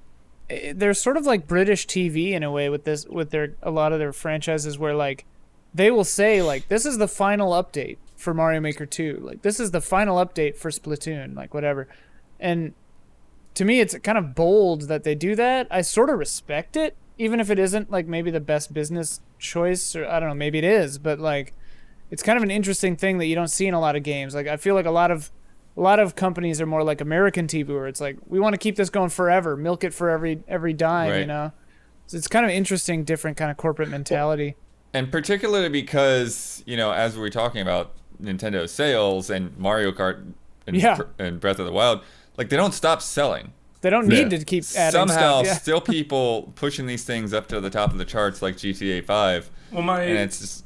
Which is why I could see it both ways. My friend today, actually, Bloodworth, my friend today texted me. He said, quote, "Why can't I buy a Switch? I need to buy one. Where can I get one?" And here we are years later, and as soon as he gets a Switch, what is he going to do? He's going to buy Mario Kart. He's going to buy Mario. So, yeah, that was interesting. Yeah. Mario Kart's a juggernaut. I said #1 game. I mean, only Mario Kart on Wii sold more than it. We don't need. I had a bunch of stats for it. We don't need to go over, but I mean, it could end up being the best-selling non-pack-in Nintendo first-party game of all time, because Wii Sports is like the juggernaut with like 87 something. What is it? Yeah, it's got like ungodly amount of freaking sales, and it's never going to approach that. But that was a pack-in a lot of territories like North America. But that's a juggernaut. Smash Ultimate. I feel like it shouldn't count if it's a pack-in. They shouldn't count. I mean, you can deduct some, but Wii Sports still sold well as an individual game in other territories. I mean, Super Smash Bros. Ultimate also doing well. I mean, #1 selling Smash entry surpassed Brawl a while ago. But there's some other top sellers, so like more recent games. Super Mario Maker 2, I'm really happy with how well it did. 5.48 million worldwide. That's a very good number for that game. I love that game. Yeah, I think it got the sales it deserved, I think, in the end. I was actually shocked that they were that high. I think that's pretty good. It's a quaint, perfect little game, you know? It's just, and I fully expect another Maker entry sooner than later. For sure. Really? After this, I don't know. I don't think maybe not Mario Maker, but another Maker type game. That's what I meant. Yeah. Doesn't have to be Maker Maker, but another Maker entry. Damiani loves those Nintendo teases. Still waiting for Breath of the Wild 2 this year, Damiani. They added Zelda. Mario, Damiani. But they added there's Zelda other into this one. There's also 3D. I mean, even if you go Mario, Metroid. there's 3D Mario. There's Metro. Yeah, there's plenty of Super stuff. Metroid Maker, I would lose my marbles. Save that for maybe the next friend code when we're talking about Mario Maker 2. Nice. Link's Awakening Switch. Switch. Link's Awakening for Switch. 4.38 million worldwide. That's 500,000 more than the original Link's Awakening on Game Boy. So it outsold that. It doesn't outsold the original and DX combined, but it might at some point. Astral Chain's a million seller. Did well. Pokemon Mystery Dungeon, 1.26 million. I mean, it's a Pokemon name. I'm still surprised they even sold that much. This next number, I thought I was disappointed with, but then I had to put into context. Fire Emblem Three Houses sold 2.87 million worldwide. For all the brouhaha last year about how popular it was and how well its sales was, that seems a little low in the grand scheme of Switch things, but it's about to become the best-selling Fire Emblem entry in the series, period, about to surpass Fate. So I guess that is a big deal, for that series. I mean, like, you can't underestimate just the power of the Switch, man. Like I played that game 1.5 times, and I hadn't played a Fire Emblem game since like maybe the old days. I don't know. I can't remember. I think it sets it up perfectly for whatever the next Fire Emblem is to be even a bigger deal. I think they have a big, huge opportunity the next one. Jones, you might like this. The last one I'm going to talk about, Marvel Ultimate Alliance 3, is a million seller, 1.08 million. I don't think it's enough for a 4. I don't see 4 happening, but especially because it's just like that was the time to make a Marvel game. Doesn't matter what it was, focusing on one particular property or something, and especially like just right after, because that was before Endgame, wasn't that like right after Infinity War, or was that? Yeah, that came out July. That was just right in that gap. And April's Endgame, and July was Marvel Ultimate Alliance 3. That was a good time. But Nintendo doing really well. Thank you, Nintendo. Yeah. Way to go, Nintendo. Also this week, EA Play going forward on June 11th. Yep. Don't know if that's a part of Summer Game Fest. Don't know if that's a part of what IGN's doing. Probably EA's not. just got to EA. Yeah, Well, EA's their probably own be like, we're thing. doing our own thing. Rumors of Mass Effect remaster popping up, and it'll be interesting to see whether they specifically have stuff to show, whether they're just like, hey, we're EA, we're gonna have EA play it. But me obviously, see it's gonna if- be a digital event. EA is listed as part of Summer Game Fest, so Oh. I'm guessing that the EA Play is probably included in there. Jeff could final- get him if the ESA couldn't, you know? Yeah.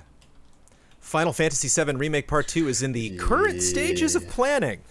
So yeah, that's Settle that's Yep. that's interesting. So there's a book called Final Fantasy VII Ultimania that came out in Japan. It's currently only in Japanese, but there are a ton of fans that are translating it. So Yeah, the piecemeal. source, the source that Jones just referenced, Twitter username Itai Kimochi, sorry, was the one who translated the excerpt from this interview. It was with Toriyama, one of the co-directors, Hamaguchi, one of the other co-directors, and Endo, who's the battle director, and the trio were talking about the plans for the next installment's world. And in response to that, Hamaguchi stated that we are in the current stages of planning, so nothing is solid yet. People like to point out this interview. All the interviews in this book were conducted on around March 19th, 2020. Around that's about like almost a month and a half ago. The thing is, this is wrong. I think the important thing here is people are panicking a bit that they say it's in the planning stages, and it kind of goes against something that was said a little bit earlier, but it doesn't really actually when we look at the interviews. There was the quote. The quote that seems to be in conflict is from Kitase, the producer of Final Fantasy VII Remake. This is translated by Itaku. Same person translated this as well. And in their part of the interview, they said, they talked about how faithful the next parts would be, and what everyone assuming it was going to be a trilogy, basically. And they said that basically, I'm just trying to get the actual quote here. My text is a little off. 1 second. Okay, so here we go. So it comes from Kitase. It says, we have a rough idea on the next part, but it's not been completely decided yet, or basically what they're going to do with the next few parts. It's impossible to talk about this right now. It seems that many people think that this will all become a trilogy, but it all depends on how many parts we ultimately make, said Nomura. If we separate it into bigger chunks, it will take more time, but if we take smaller portions, it could be done on a shorter span. Personally, I would like to deliver it fast. So people were taking this quote and taking the headlines which said, future Final Fantasy VII parts will be shorter to come out faster, and thought this decision was already made. But if you actually read the interview, they're just offering philosophies at this point about if we made them beefier, they could take longer. So if we did like a trilogy, It would take way longer. But if we do the smaller parts, we could do it faster. And Nomura's like, I personally prefer to do faster. So this really isn't in conflict with the statement, this newer statement that they're only in the planning stages. We also spent so much time during Remake's development freaking out that I think everything's going to work out really well in the end. And obviously this is all still speculation, so we don't spend too much time on it. But a lot of interesting takes, and I always love when something has to be translated, because I can just imagine people being like, it's like of all this potential information in Japanese. Anybody speak Japanese? Amazon Game Studios is launching Crucible on May 20th, the free-to-play PC. This is something that they had previously announced, but the reason why I'm mentioning it is because this is like the first big-budget Amazon Game Studios thing. This is, and I love this too, Huber. Definitely worth mentioning. They talked to the head of the studio Relentless, which is working on the team. His name, Frank Castle. Whoa. Sick. Frank Castle. Don't mess with him. But we'll see. Yeah, don't underestimate that game. But it'll be really interesting to see. It's definitely something that they want to be a Valorant, to be a Fortnite. So it'll be interesting to see how well that does for Amazon Game Studios and what else we can expect from that. Why Their does teams in the everybody future- put like a talking raccoon thing in their games? I don't. Sold? Hey, Night in the Woods is a 10 out of 10. Well, Trash Pandas are the next ones to come. Yep. Yeah. The Last of Us 2 leaks were confirmed by Sony as being outside Naughty Dog and SIE. Kotaku says it was probably hackers, but and again, that's just like really the extent of how much we would talk about it on the show. hackers. Yeah, I've Because avoided it's- all don't- of this. I don't need, like, this is already, this, you even mentioning it is making me Yeah. uncomfortable, Jones. Look at him. Look Like, at everybody. Look at please Huber move right on, now. yeah. Why would I do that extensively to Yeah, Huber? move Why on. would I do that? Frontier Developments is working on a Warhammer Age of Sigmar RTS due in 2023. Yeah. Love getting that 3-year lead time on Yeah, that announcement. Don't tell Hannah- us about this stuff, guys.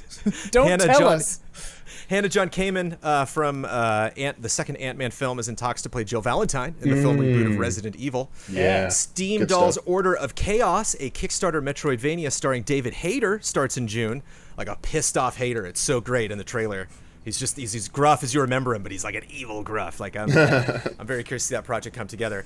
Maybe you can shine a light on this. No pressure, Huber. We can just move on. But new story DLC for Mortal Kombat 11 titled Aftermath Yes. is coming with RoboCop voiced by Peter Weller. Yes. Whoa. My newest episode of Huber Syndrome actually deals with this very topic, DLC and Mortal Kombat, with a little tease. If this doesn't get you to watch it, Don gives his thoughts. Tune into that. Prince of Persia Redemption came back to life, came back into the spotlight after sitting incubated on YouTube for 8 years. This video had been uploaded to YouTube 8 years ago. Nobody cared or saw it or did whatever, but that's the internet for you. That's YouTube. Come on, internet and detectives. it's pretty wild. This wasn't this gen. This would be last gen, right? Yeah. Looks pretty good for Yeah. last gen.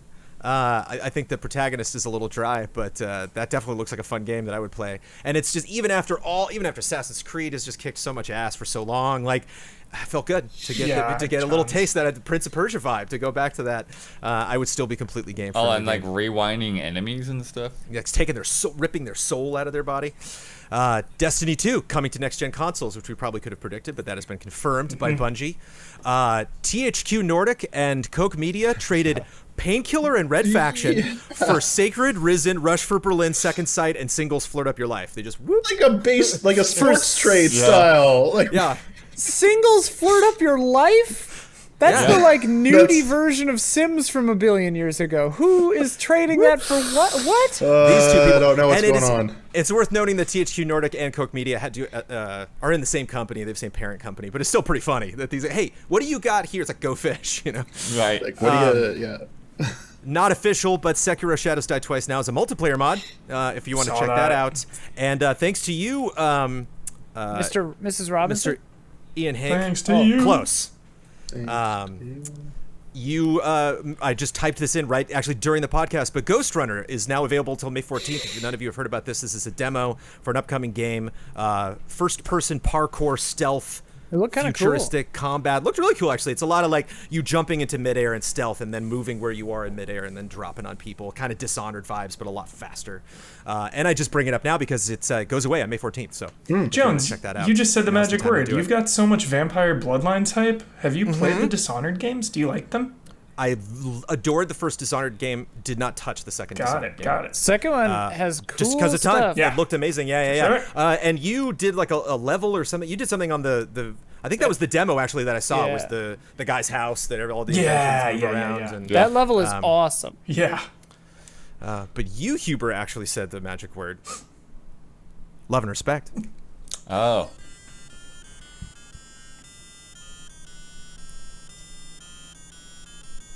Love and respect. So, Rufus. Sound grody. I love it. Rufus. You all right, Rufus? That was good. Hang in there, Rufus.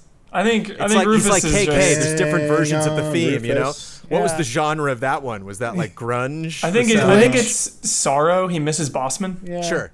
KK Sorrow. Glitch pop. Rufus Sorrow. This comes from Halftime Turnaround. I recently upgraded my PC after having a 10-year-old laptop, and I am deep diving into Steam, but finding something much better than I expected. I've been finding free, legitimate demos for either early access games or just smaller indies, and I'm having a blast to see what's available. I have not had this much fun with demos since I would get demo discs with magazines in the 90s. I honestly Yeah. thought the age of demos was done, and this is inspiring me to develop my own board game because I have no idea about coding.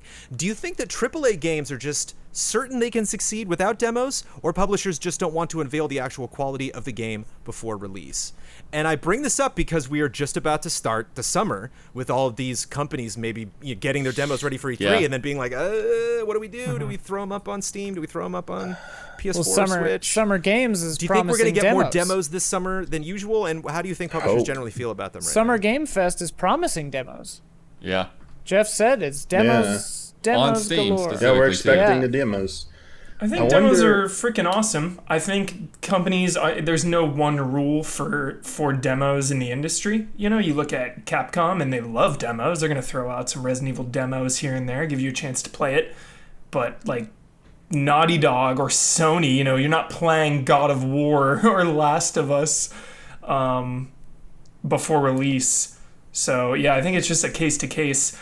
I'm really hoping for a game for Cyberpunk Bloodworth. I would just love it if they would release their character creator before the game comes out. Yeah. Yeah, that's when people do that. I want to see more stuff like that where you're not necessarily playing the game, the finished product, as a demo, but you're interacting with it in some way. Yeah, I think one of the problems is that, and there ends up being these pitfalls with demos, because and what's actually kind of funny about that is I feel like Nintendo, or at least people on the eShop, not even necessarily Nintendo themselves, a lot of times like they'll put out a game and then you'll see on their like new release listing like a demo version of that game like 3-4 weeks, maybe a month later, and the thing is that is probably the more better stable way to do it, because you've got to like take your attention away from the game to make the demo or give it to another team.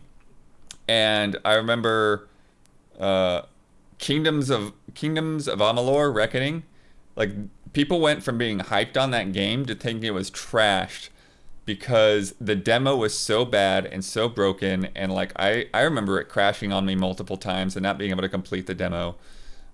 And then you get these situations like Yakuza and Trials of Mana, where people find a way, like they give people a piece of the game, but they don't really have a way to like close off the rest of the game. And so what you end up happening is someone finds a way to unlock the whole game, and then they got to pull the demo and figure out what the heck to do with it. I think it works best for like smaller games. Huber, what's the like tribal tower defense game where you got to like dance by the Pixel Junk Monsters? Oh yeah, baby. Man. That demo was like instant purchase for me after I played that demo. So I think if it's a game that a lot of people haven't heard of, you'll be attracted to the fact that they released the demo, and then potentially you'll fall in love with it. Where when you have big names, there's like so much expectations. Yeah, risky. I think People want those big, like Final Fantasy VII Remake. Like everyone's going to check that thing out. Yeah. But at the same they time, were confident though. Yeah, it was a nice thing to do, but at the same time, especially when stuff comes out on PC, like just inevitably you're gonna get data mined, and these companies.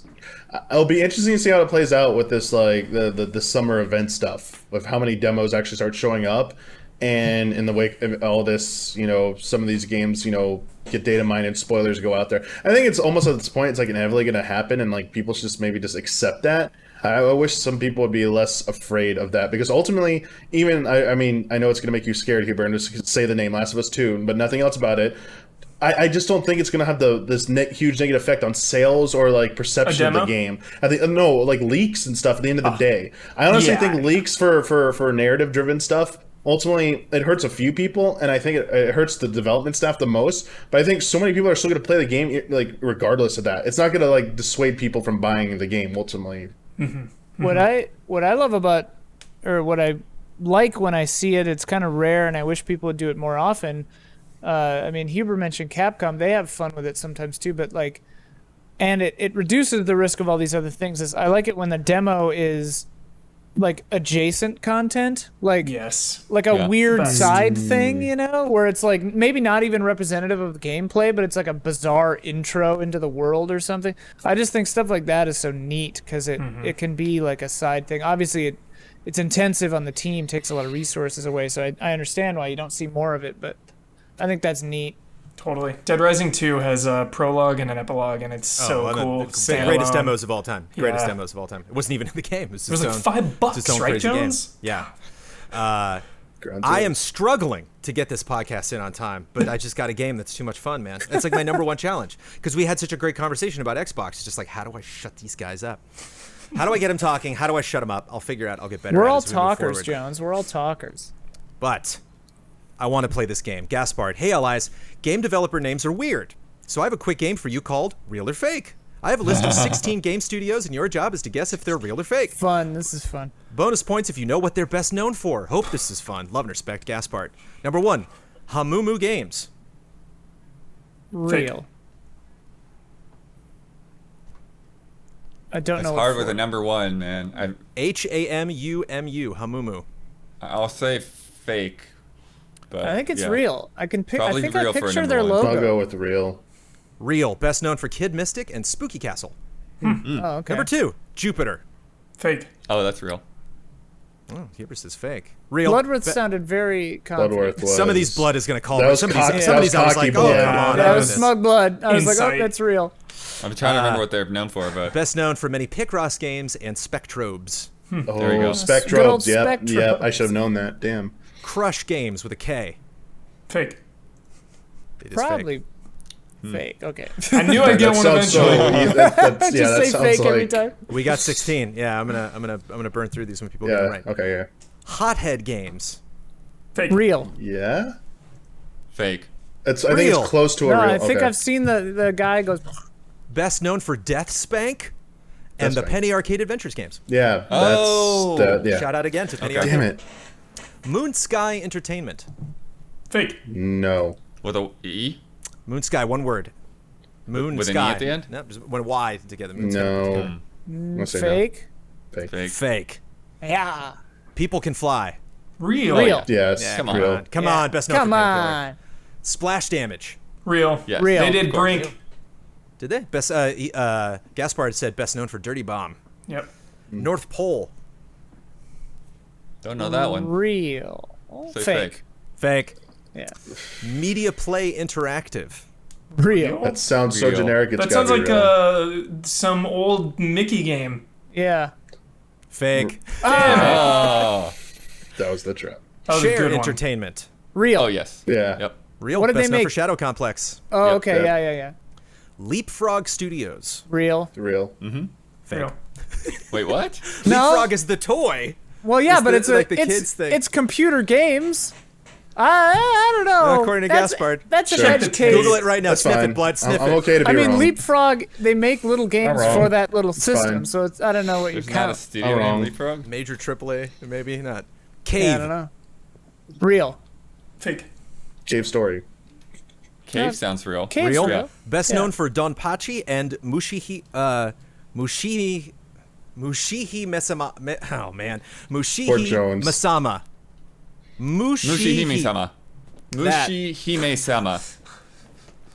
Yes. All you corrections Bloodworth people, saved back it. down, back down. Oh, Up I was and like, why are away. you doing this? Yes, that's real, right? Real. What Up is and it? away. Yeah, Oh. real, right? Fake. Real. Fake. Housemark. Real. Yes. Oh, yeah, yeah. Oh, they make. Um, They're the. Resogun. Yeah. And Next Machina. Well, yeah. Although before shout they outs to Outland. They gave up on that. Yeah, stuff, dude. Outland. Nova Ray LLC. Dude, how smart, man. That LLC Fake. part.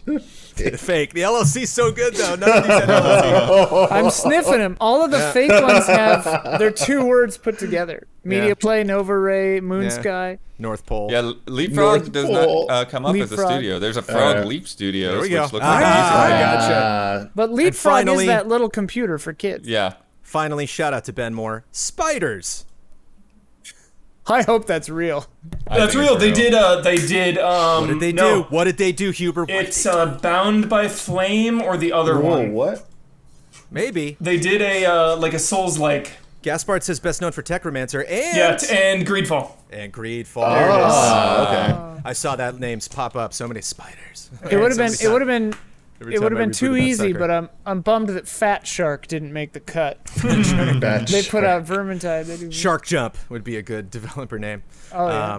And that was thank you, Gaspard. That was a fun game. And I just was want to fun. wrap up with some jolly vibes.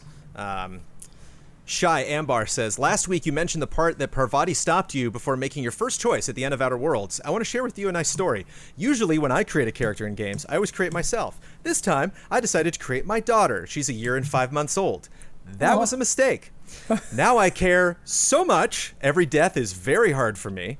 And when Parvati stopped me, I didn't know what the right thing to do was. And I was so sure before she stopped me that I stopped the game and called 2 friends with the highest morals I know. They hadn't played the game. I described the situation and asked them what they would do in this scenario. It took me 3 hours to make a decision. So the moral of the story is, don't build your children into a game. Thank you, Shy. Did you get the best outcome? There are 3 outcomes to that. I don't know. I didn't know there were 3. I thought there were just 2. There's one where it kind of there's a sort of everybody wins outcome, kinda. All right. To that scenario. Good to know. Kinda. The one guy probably still gets screwed over, but whatever. Time for bets. Oh. It feels bad to not be able to make the lights go all red. I know. It feels Ready bad. for that red. I know. What if It's gonna be a whole different vibe doing this It's gonna sucker. be a while. Here till we we go get in on mine. Here we The closest I can do. Yeah, the closest I can do. I can make my light turn blue. Oh yeah, yeah. I can do this. I can be like, let me- Very effective, Damiani. Very effective. it doesn't Googling it doesn't go red. up gradually. Like it has to change settings. Apex Legends Season 5 launches next Tuesday. This time, next week, we record this on Thursday night, FYI. How many people will be watching Apex Legends on Twitch? Ian Hank, Oh, I'm first now? how many people? Sure, why not? I'm always last in the old days. Well, 176,000. wow. Wow. All right. Got 40K right now. Yeah. Michael Huber. 112,352. Uh-oh. Michael Damiani.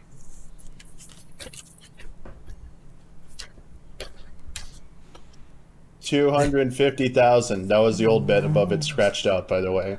Okay. That's a lot. I like it. Crazy. Daniel Bloodworth. I was way low on this. Oh, 22. dude. Oh, we're screwed, man. 15K. Oh, I forgot to flip. I've been flipped this whole time. Look at that. It spins backwards. I flipped it for It looks right to us. for Looks something. right to us. Yeah. Yeah. Weird. Is your HD enabled too? Backwards to me. I don't know. HDR. I don't know. 15K. Let me lock those in. Last week's bet. How many downloads will the Assassin's Creed Valhalla trailer have this time next week? Now, keep in mind, this is the cinematic trailer. I know everybody's all Okay. hot and bothered over the new trailer that came out. Downloads or Maybe views? not, I guess. Views. I always say downloads. Cause Downloads. Yeah, I was like, what? I was like, My- who are you? Very over. This is the game trailer Page days, view. man. What are they? When- Page views. When you own the servers, it's all downloads.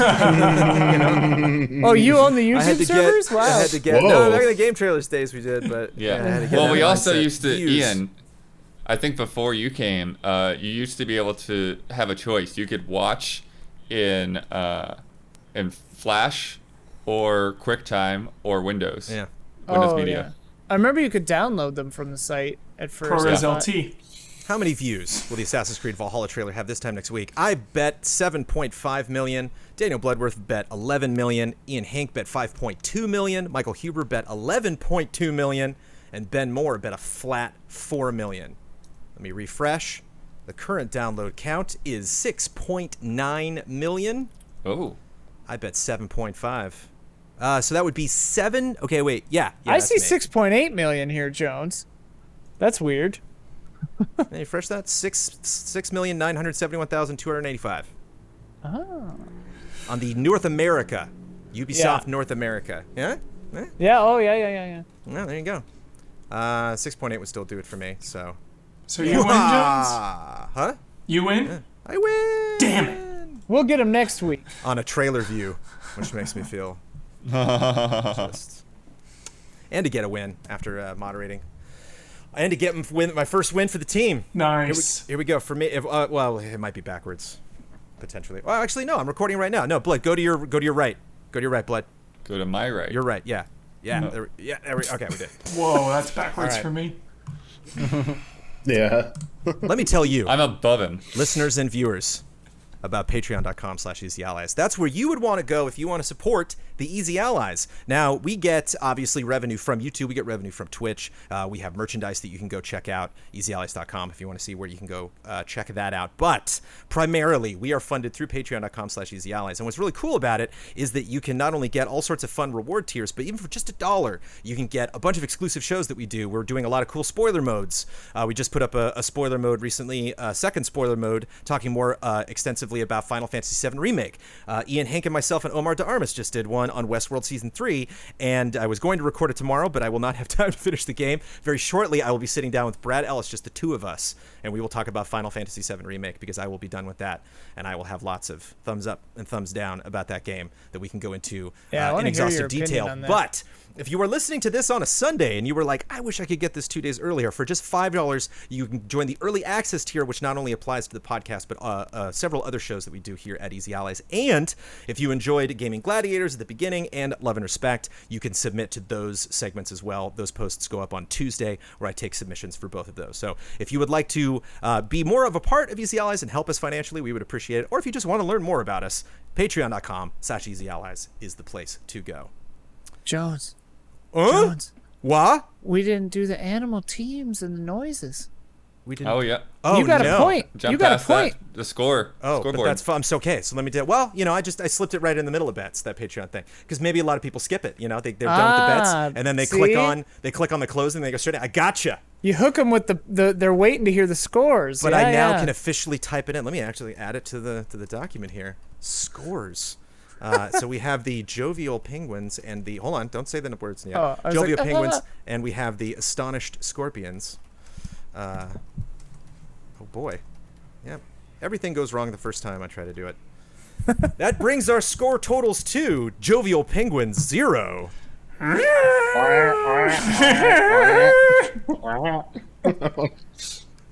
Astonished Scorpions 1. The gasp and the sting. That's great. Yeah, we need to work on that penguin Yeah, noise. we got to figure ours out. How do you make a happy penguin noise? Happy feet. Happy Feet. My nose could be gushing blood. Yeah, we Happy gotta keep Feet, thinking same of director DeVito as quotes. Mad Max Fury Road, is that? Yes, George Miller directed Happy Feet. Yeah. Nice. And both Babe films, right? Yeah, I think so. One of them Yeah. at least. Yeah, definitely the first one. Before we wrap this sucker up, a pleasant shout out to Blue, Caleb Togi Crawford, El Fanis, Greg the Dark Knight Kettering, and Jesse Blue. Now we're going Ian first, then Okay. me, then Blood, then Huber, then Damiani. Damiani, you go after Huber. Okay, ready? Go, Ian. Shout out. Shout out. Shout out. Shout out.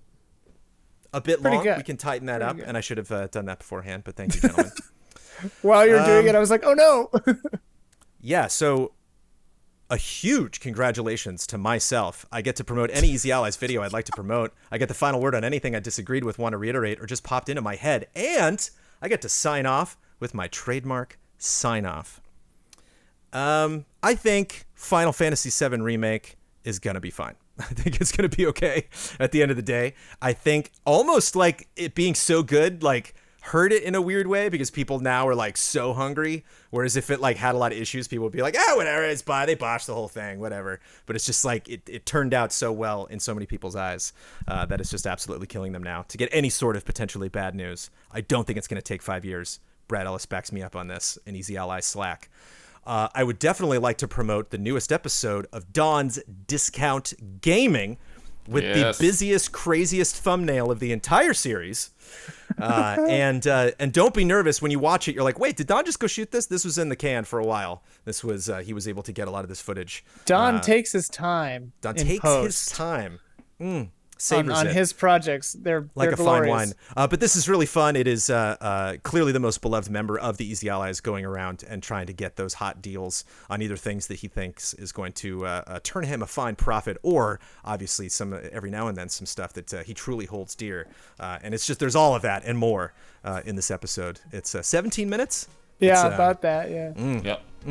it goes You'll be places. on the edge of your seat. It definitely goes places. You'll be on the edge Sometimes of your I was seat just like, the entire time. And once again, I would like to reiterate thank you to everybody that sent me well wishes and for continuing to support these allies and listen to this podcast. Cheers!